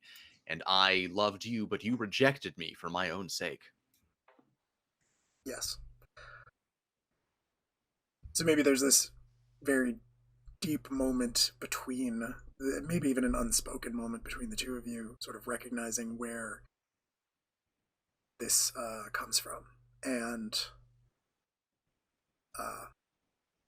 Dabbers, how do you respond to this plea to trust Joe? I personally am grossed out, but Tabris is all in. They trust Joe completely, and is one of the first to take Joe's hand. Okay. All right. Well, in that case, I will spend both bonds to bump to an 8. Hell yeah! You feel empowered by Tabris. All right. Putting their faith in you. My heart is soothed. I clear one condition, so now I can safely attempt the thing I was trying to do before without having a breaking point. Damn, we're just chaining Powered by the Apocalypse moves together in this game. Yeah. Oof. Okay. All right. Now I'm going to use On the Knife's Edge to give into my true power in an effort to control it. And you have darkness tokens to spend on this now. Do I? I don't at this point. I thought you had a surge move that meant you could pick up darkness tokens when you reveal your heart to someone. I did. I used them to get a 6. Oh, okay. Never mind. Roll 2d6. Yup.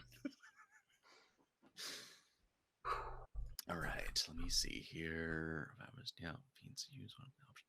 Okay. Yep. All right. Let me just make sure that I'm okay. Yes. Okay. Just making sure that I'm understanding this right. Oh God. Hell yeah. Huh. Hell yes. Hey! It all paid off. It all paid off. It all came to this. I told you we'd be fine. So there's a brief moment of serenity before your power crashes through. You can actually choose 2 in total during this scene. And I'm going to say that carries over. Like, this scene is not going to be traveling. Raph. Oh, no. Everything is messed up now, Raph. Raph, you ruined the stream. Raph. Oh, no. Raph, come back. Why? Raph. Raph, now you're Brian. Oh, no. Come on, Raph. I went to go mute and just ended the call.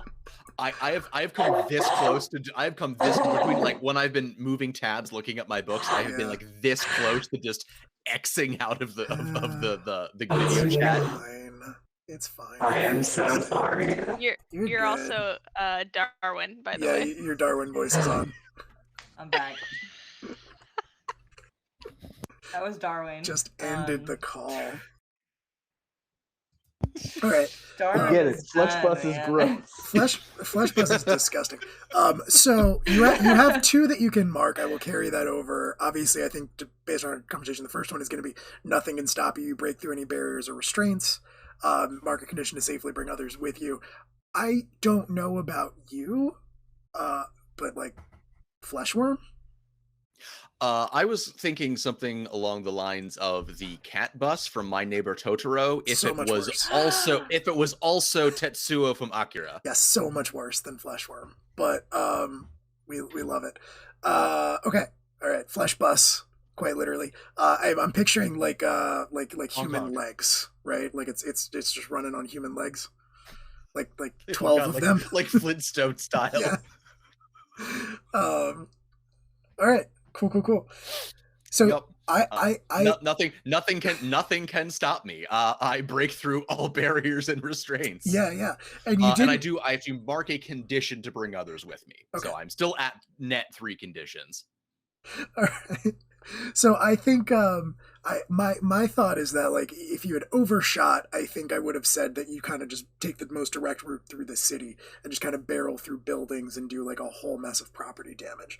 But you succeeded. You just straight up succeeded. So I think so I take the bus lane. Yeah, I think you just stay on the streets and just kind of navigate through like just kind of running through the streets of Bayonne. Following this light source, and I think as you approach it, as you sort of like hang a left onto the front street that was sort of where your hotel was sitting, and it's right on the river that feeds out into the Gulf. You're just kind of pounding your cat your bus legs are sort of pounding the pavement, and you see this column of light is shooting up from Sullivan Mill.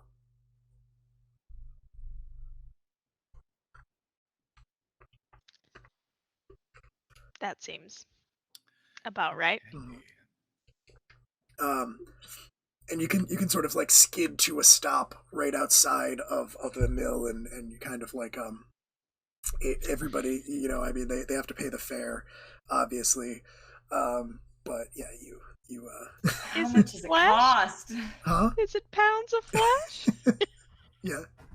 And you each find like you each find buried in the cushion of your seat like some earbuds. Stop. You don't know whose earbuds they are, but you know somebody left them behind. But you said earlobes? You made it worse. Yeah, no, these earbuds. These are God. these are like little seeds that you plant and then they grow into ears. You sort of skid to a halt outside of the mill, and you kind of like warp back into your Joe shape. If you want to, you don't have to. You can stay a bus forever. But the rest of you are just sort of standing out there now, and I think you can't ban me. I'm mad with power. I cannot be stopped. I can only be contained. Clearly. I actually still technically have another option I can choose. You do. You can hold on to that. But one of those options is not ban the DM. So Nope. I was actually going to use my other option to at this point allow my power to reach out to the ancient door of power to open myself up to the answer and uncover a key at great cost. Ooh, all right.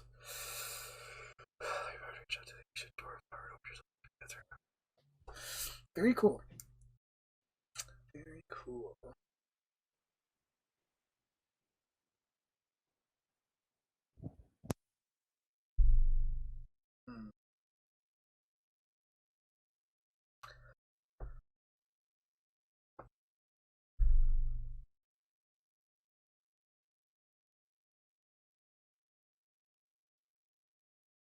Okay. You find a key. You find a key, and I think what you find as you are standing there reach out to the ancient door. Okay, I'm gonna have to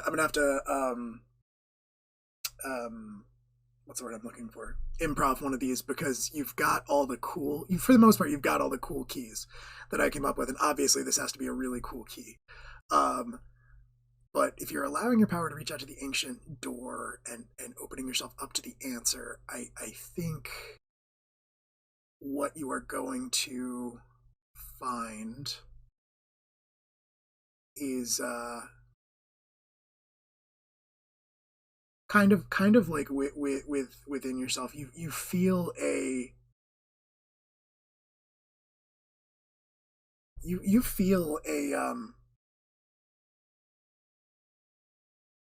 sort of a surging within yourself, within your flesh, as you're warping back into your human body, quote unquote. You sort of feel something inside of you, literally. And as you are shape changing back into yourself, you sort of are able to sort of like extract it out of your chest, and it looks like it's this old black and white Polaroid.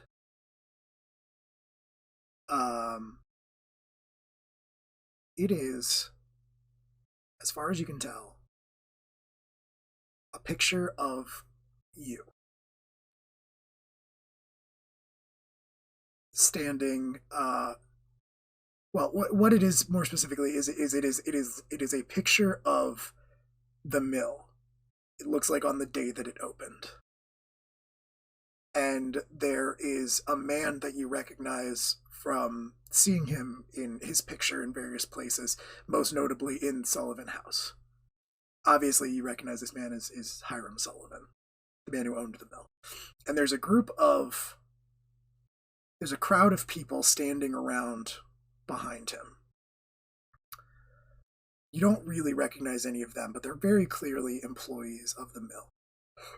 Standing a little bit behind Hiram, but in such a way that he is still a little bit ahead of the workers.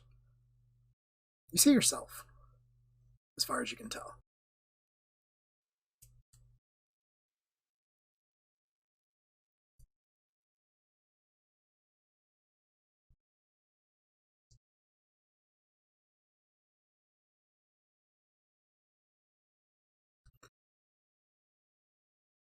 So, you have a key.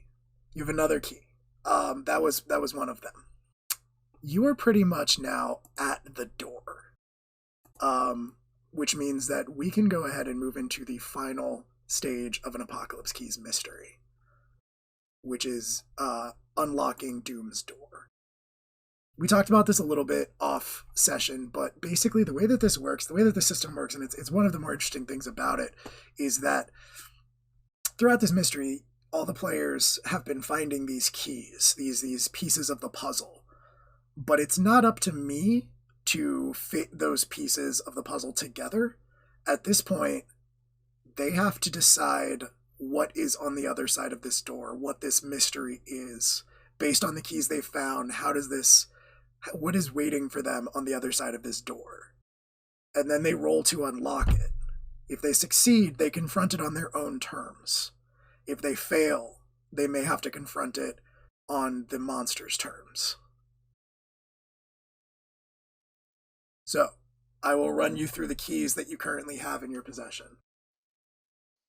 You have found 100 voices whispered on the wind, a St. Teresa candle all but burned away, the pay records of Sullivan Mill filled out in blood, a winged figure backlit by the moon, a shade that whispers your true name, a copy of the city charter that lists its motto as Devorabit Omnia, a black and white photo of you, and a strange piece of angel artwork. What do you think happened here, and what do you think awaits you behind the door?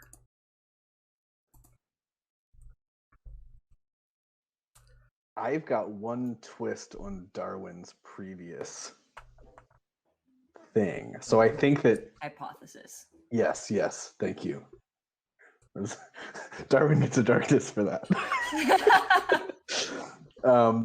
So I think this is the time for us to just sort of throw it all out there and see what we all think, right? Yep. Yeah, cool.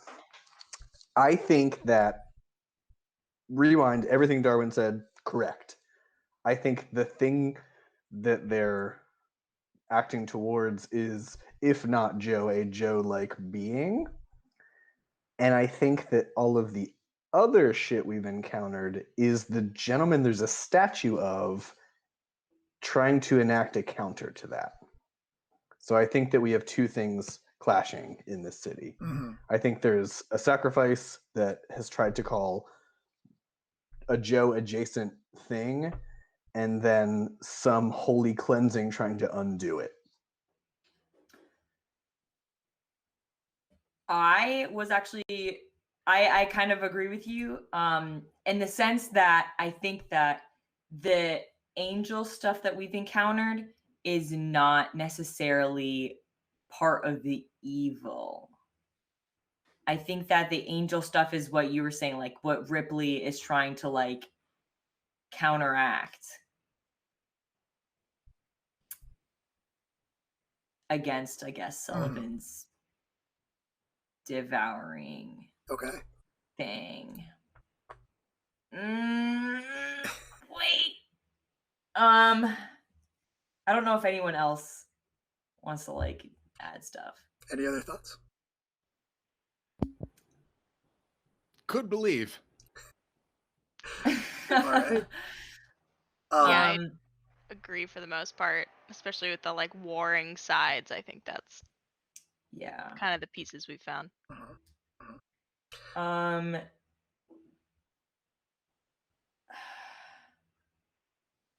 The there's, I don't know. I feel like there's something missing, or something I mean, that we haven't are there any of totally the pieced keys together. that are there any of the keys that don't fit that hypothesis somehow? Because to me, it feels like that more or less tracks with everything that we found so far. I guess, yeah. I guess that's true. That actually, that makes sense. For my original confusion was why Sullivan brought his daughter to the mill, but I guess he was hoping she would be consumed as well. But I guess Ripley already knew that she was gonna go down and was like, "Nah, son, save your daughter."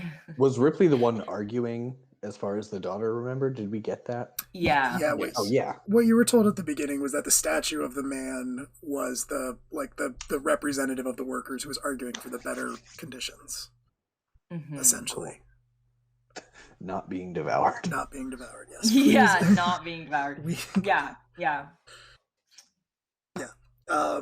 Very, very interesting. Okay. I like that idea a lot. Let me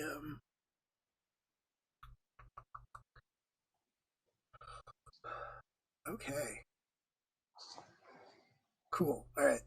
Sounds good. Let's power on through and see what happens here. So when you are unlocking Doom's door, you have declared what the door is. Essentially, it is a portal to something similar to Joe, if not exactly like Joe. And what you believe it to be, which you've also done. You are going to roll and add the number of keys that you have uncovered for this mystery, minus the mystery's complexity. This is obviously a very simple mystery. It's only 4 complexity. That's what the Doomsday Clock represents. You have found, let's see.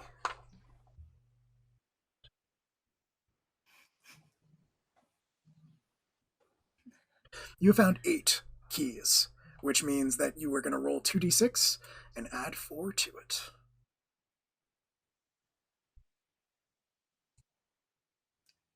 All of us? One person. And that's going to determine what stage of the door opening you are able to interrupt in. If you get an 8 to a 10, it's on your terms.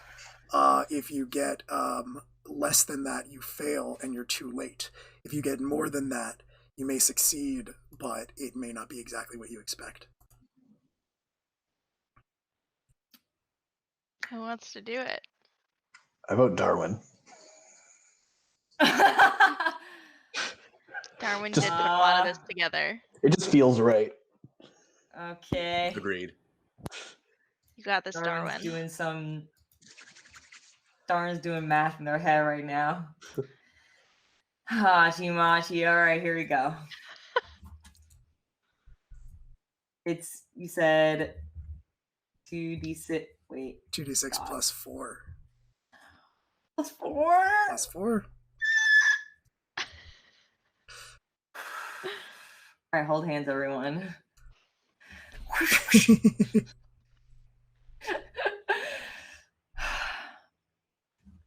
Hit it. Not the worst possible outcome. It means Wait, you're are we allowed to spend bonds on this? You are not. Damn it. No bonds, no darkness tokens. Just a straight roll. Okay. No. All right, cool. So, on an 11 plus, you reach the door moments after the Harbinger has unlocked it. So as you enter the factory, as you all kind of rush into the mill, what's left of it, you see this column of light that's erupted from the ground, stems from this ball of fire that almost looks like a miniature sun.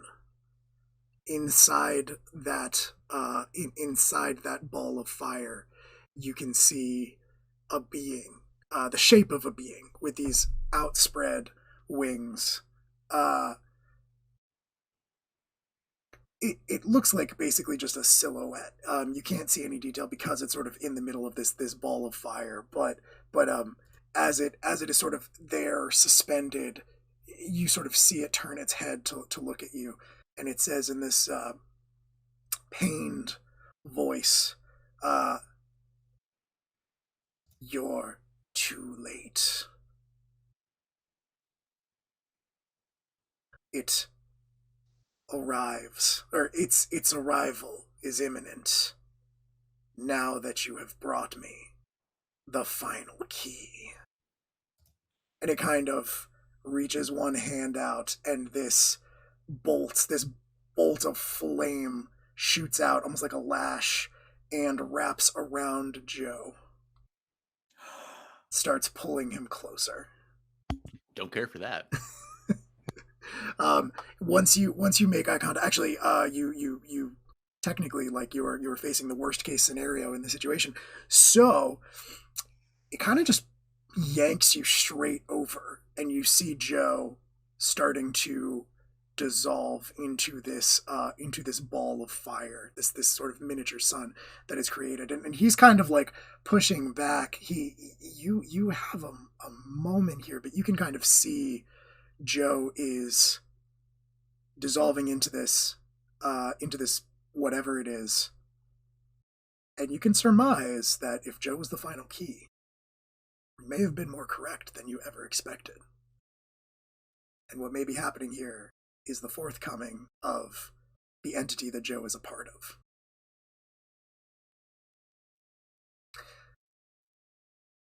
So, what we now have to figure out, this is not a hopeless situation. We have to figure out what victory is going to cost you.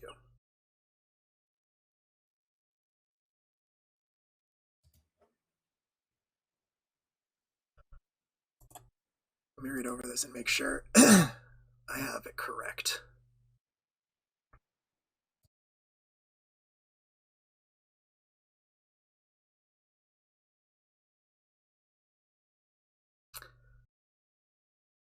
You have two options. You can let Joe enter this thing, become one with it, and then find a way to seal it.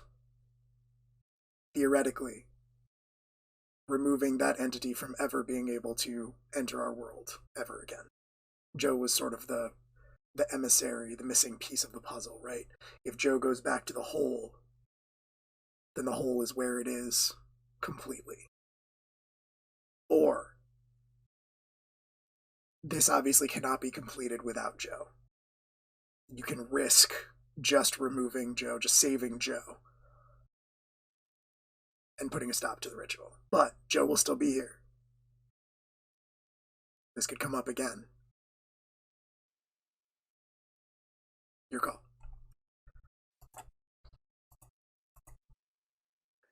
What do you do? Are we, sorry, I may have misunderstood. The thing in there is the one conducting this? Yeah, that's Okay. this winged shadowed flame, this being of wings and shadow and flame is the one that told you that you brought the final key to it. Okay, And then it got started got to suck Joe into the thing, and Joe is currently in the process of sort of dissolving into this like fiery gateway.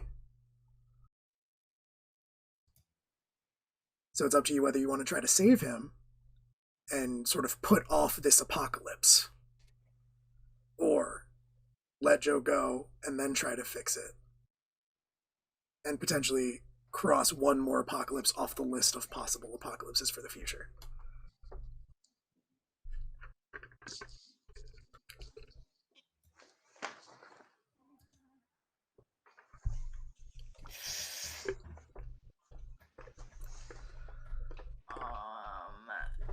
Are we discussing, or is this just like a act now? You don't have a lot of time, but like I'm not gonna count down or anything. If you want to talk about it a little bit out of character and decide. No, tell you what. If you want to add a little bit more suspense, I'm gonna step away. I need to step away for like 2 minutes, and I'll be back.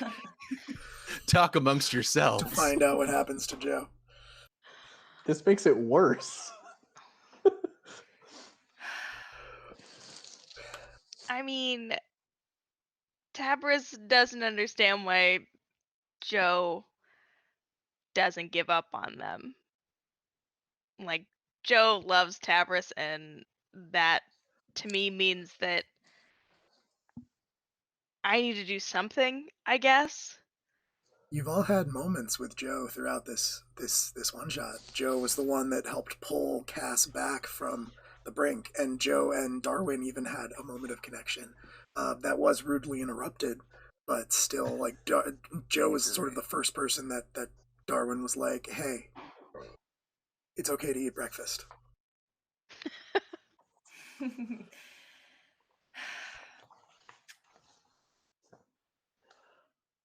I don't have a lot of options, so I'm just gonna put that out there. My whole deal doesn't really work, and I don't think Gil's any help right now.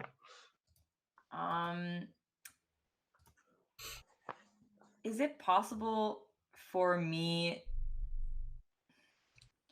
This isn't necessarily like a move or anything, but could I try to separate Joe's like soul from his body and make him a Darwin? I don't know that will fix the problem, but you could try. I mean, the issue here really is that if Joe's flesh is consumed, it goes back to the whole, right? And who knows? Who even really knows? Does Joe even have a soul? Like, who's to say? I will. So this is kind of a weird thing, right? And this is a new system for all of us. So I'll throw a little something your way.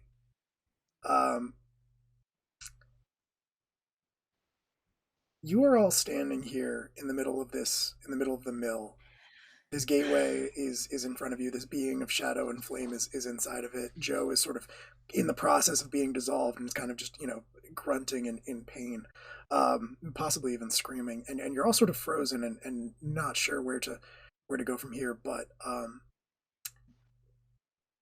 amidst all of that, Darwin, you sense the presence of all of these spirits, all of these ghosts that you sensed before when you were here. And your tape recorder rewinds, and your voice emerges, speaking for the dead. And it says, my old voice. It says, we died for this, to stop this from happening.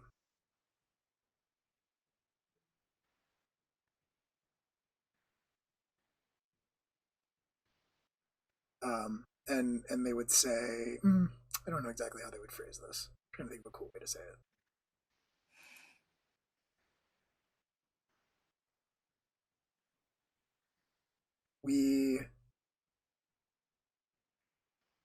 We gave our lives to stop this.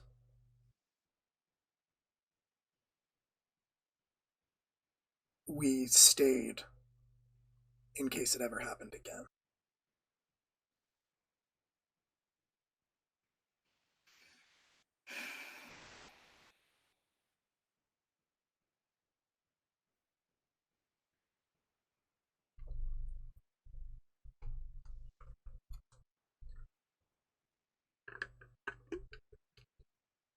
Why, dude? Did we get it backwards?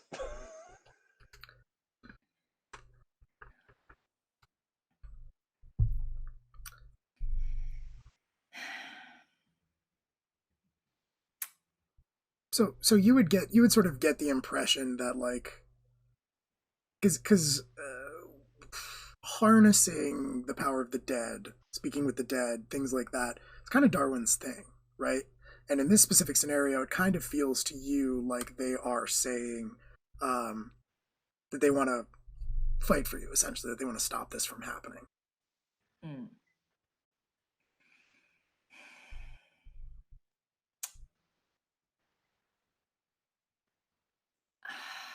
Okay.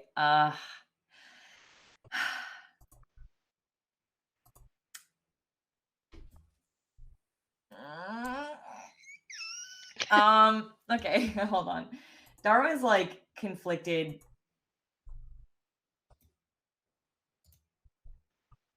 because of also myself as a player. I understand. What's going through your head? I just like in Darwin. I feel like okay, because earlier when when death and like when Darwin failed, they were told just like literally what they were told was like, whatever you are, it's not me, let me die, I'm just so tired, just let me die. And I feel like at this point Darwin would be like, that's pretty much this situation. But also but also I don't know, I don't think Darwin doesn't like death. Well, I mean, you don't. It's not necessarily a thing where you have to sacrifice yourself. Um, in this case, like it's more that you have like all of these sort of weapons at your disposal, right? But in this particular scenario, it's these ghosts, it's the spirits of the people who have died here. There's just a lot of death and dead people and ghosts for you to draw on, and however you want to use that, to weaponize that to your advantage in this situation. It'll all come down to a roll, of course, but what that role will look like and how it will play out will be determined. And it's one of those things that everyone will be able to play into in the form of bonds and things like that. So yeah. We gotta save Joe. Yeah. Yeah. We're not gonna. I think that's just what we have to do. The ghosts are gonna help. Yeah, I still think Darwin is going to try to do what Darwin said they would try to do. Save Joe and not save Joe. Okay. All right. Okay. Interesting. All right. Well, we can see how I don't know how that works. Yeah, we can see how that plays out. All right. So you've got these spirits. You've got this. What do you want to try to do with them? I'm assuming the spirits are like at anyone's disposal. I don't think I mean, death is kind of your thing, but yeah, if anybody wants to try to use them in an interesting way, go for it. I could think of a couple different things that could play out here, but okay, I guess specifically what Darwin has in mind is because they are trying to extract Joe's soul, or at least even see if Joe has a soul to extract. I think because these ghosts are in between their own form of life and death, like they died, but they're still here, that strange veil. I don't know if this actually works into a move I have called Ghostly Agent. But I don't know if this actually applies now that I'm looking at it. But I'm wondering if I can use some of the souls to try to like reach into past Joe's flesh and grab onto Joe's, like, first of all, feel around. Yeah. See if there's a soul in there. Yeah. If yes, then like try to like all form a line, pull it out. Okay. Yeah, all right. I like that. That's really interesting. Okay. Okay. I think probably what this is going to be is my thought is doing the extraordinary. I think this is power through darkness. Okay. So that's going to be 2d6 plus any darkness tokens you want to spend. If you have Oh, any. okay. Okay. I guess technically, since I'm giving the command or like giving instructions to these souls, Yeah. I think I would pick up a couple of darkness tokens from that, because it's one of my things. Since it's 100 souls, I'm gonna pick up 4. Okay. Don't think I'm gonna use all 4. Maybe, I don't know. Okay. That's not right. Okay, 2d6. I don't want to overshoot. I'm gonna use 3. Okay. Okay, never mind. No, it's all good. So I use 3 instead. Okay. You can mark a condition to just exert better control of your powers. Okay. Yeah, Yeah, so I think I'll do that then. I'll do Cool. that because I don't think I've taken a condition yet. Cool. All right. So Or check off a digital. condition, and it's gonna work the way that you intended for it to work. So you are basically sending these spirits in to try to extract Joe's soul. Mm-hmm. Okay. All right. Cool. Yeah. So you go. So these spirits, they all sort of swarm. You direct them to do this, and they sort of swarm at that circle of flame, that thing that Joe is kind of being sucked into currently, and you can see Joe's physical form sort of warping and like burning and regrowing itself and then burning again. It's sort of just trapped in the cycle as he's getting more and more absorbed. But these spirits kind of swarm Joe, and you see them only Darwin, I assume, but you sort of like you see them lay hands on Joe's shoulders and reach into his flesh and start pulling out. And what they're pulling out, you see, is this soul. Like, it looks like a person, not like a ghost, but like kind of a soul. It looks like a person. And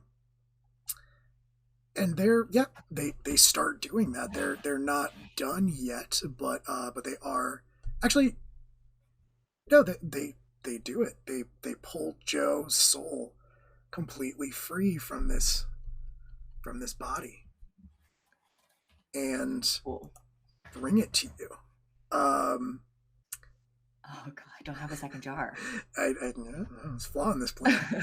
And then you, the rest of you, you may not be aware of what just went down, but now you have to try to figure out what you want to do with Joe's body as it's being sucked in. Any thoughts for Tabris or Cass? And like, keep in mind with this, like it's feel free to get creative, feel free to get weird, feel free to sort of push your character beyond the limits of what they've been able to do thus far. I think just real quick, also the condition I marked was distracted. Okay. I don't know if that, because Makes sense. Pulling Joel's soul is not really, doesn't help the cause in any way. Right. It just kind of extracts Joel's soul. Yeah, and Joe, if there's anything you want to do in this situation.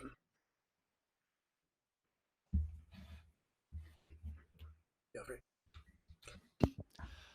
I think what I'm gonna do is, so still sort of in this, I guess, ethereal state, feeling very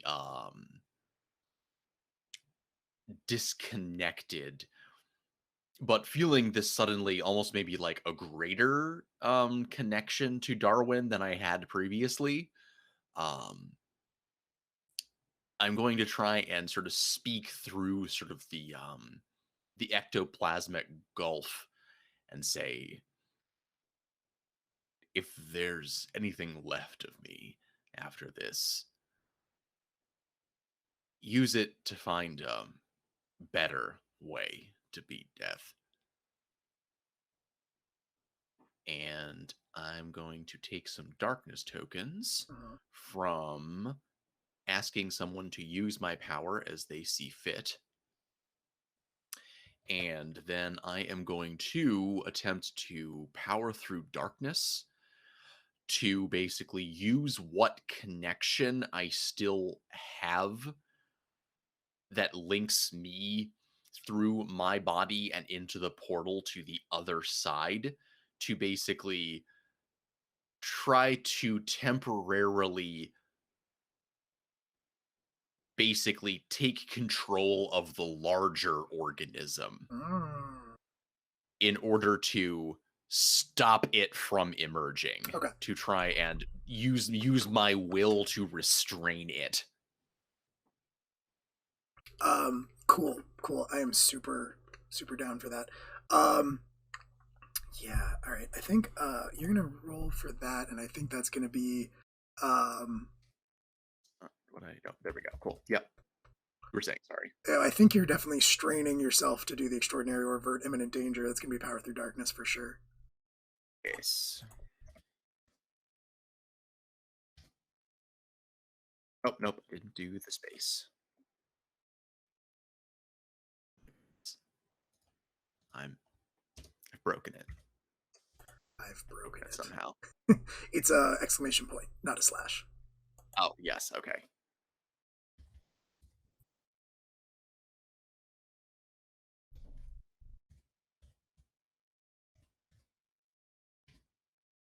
There we go. Hell yeah. All right, right on target. Great precision and effect, changing the situation before you. Offer you a reprieve, a golden opportunity, or a bond with someone. Okay, so what I'm going to say, you are sort of like reaching out to take control of this thing and basically force it back from the portal, right? Basically contain it from coming through. Yeah. Okay. All right. Yeah, you do that. So the rest of you would see Steve's fleshy body dissolve into the circle of flame, into this ball of fire, presumably to the other side where it joins with the rest of the multitude, and you sort of start to see like the edges of the sphere bulging, and use the dark figure that's contained within. So you sort of hear it hiss, and it's like, yes, it comes, and it stops bulging shortly thereafter. It kind of just like it looked like something was starting to push its way out, and then it just sort of subsides back into a smaller into its smooth surface, and it's no, what have you done? What have you done?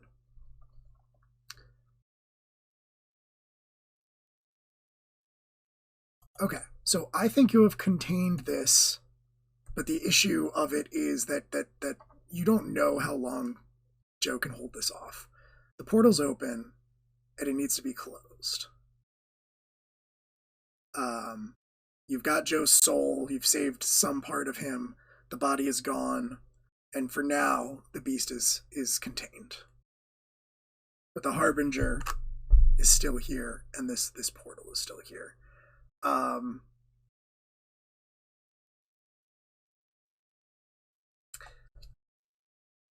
I just surmise, is this Harbinger linked to the entity that we fought in the road that we crashed our car into? I mean, likely. It's very clearly angelic. It very clearly appears to be angelic, and you have that name from earlier that Gil gave you, the Fallen Angel Shax. Right. Yeah. So you do have that information as well. Is there a way we can make this thing eat an angel?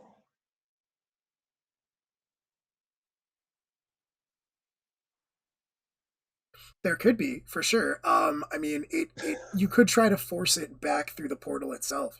It's opened this door. You could try to force it back through the door, where it would, I mean, you don't know exactly how this thing works, but devouring kind of seems like a theme. So that's definitely an option. It's just a question of like how you would want to do it. But I think, I mean, I have one thought, and I mean, this is just a playtest. Normally I would stay out of it, but we're kind of just playtesting it, and we're streaming it. It's getting kind of late, and we don't want to keep anyone up. But I have a thought that I'll throw out there that seems very thematic to this game, and that thought is, what if you reversed the Steve hole?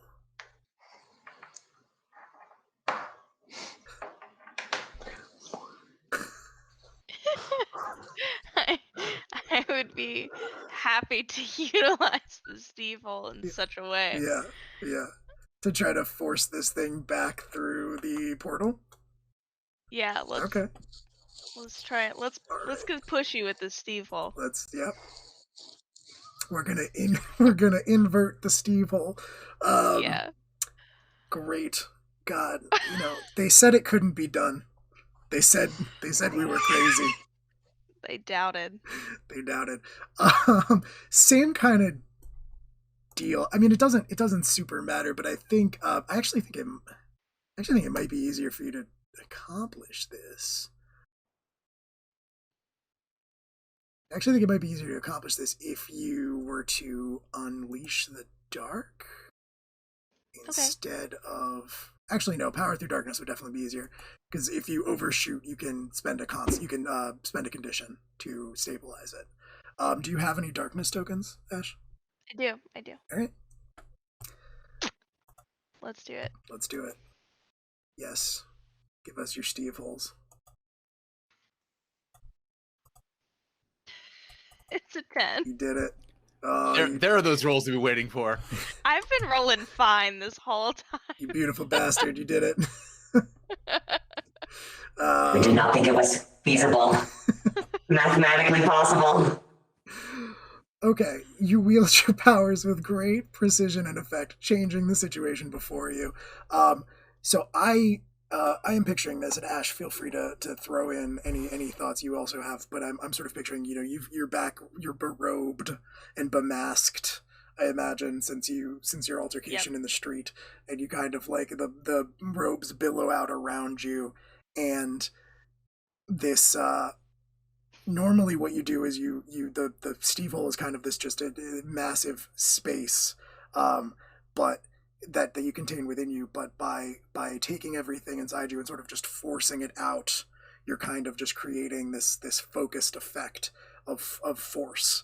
And I think leading the charge to sort of at the very end, at the very beginning of this blast, is just a single Steve that just sort of flies into this ball of fire with like a little like a wahoo, and grabs this thing, wraps itself around this angelic being that you can see, which is the screaming diatribes at you like, never, you can't, this isn't possible, and you just sort of like the force of the Steve hole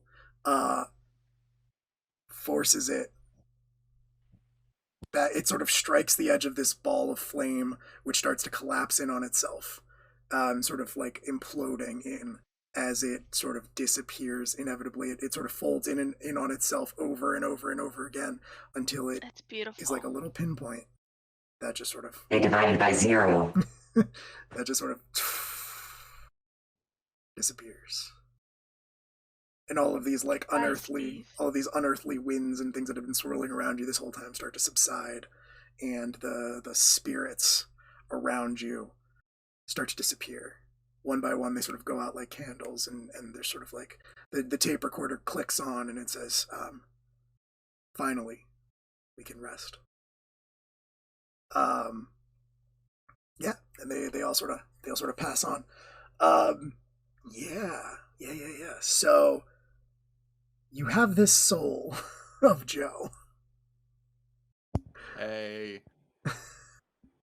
Did you want a roommate, Darwin? I mean, I think like mechanically, just to because this is a playtest and we're kind of trying to emphasize some of the cooler aspects of the system. What could be a cool justification for this character down the line is switching from the Surge, which is this sort of super powerful but kind of hard to control playbook, to a second shade, a different type of dead being with some influence over death itself, like Darwin's playbook. If this game were to continue, I think that would be a cool thing, but you have solved this mystery. That ends a fistful of Joe.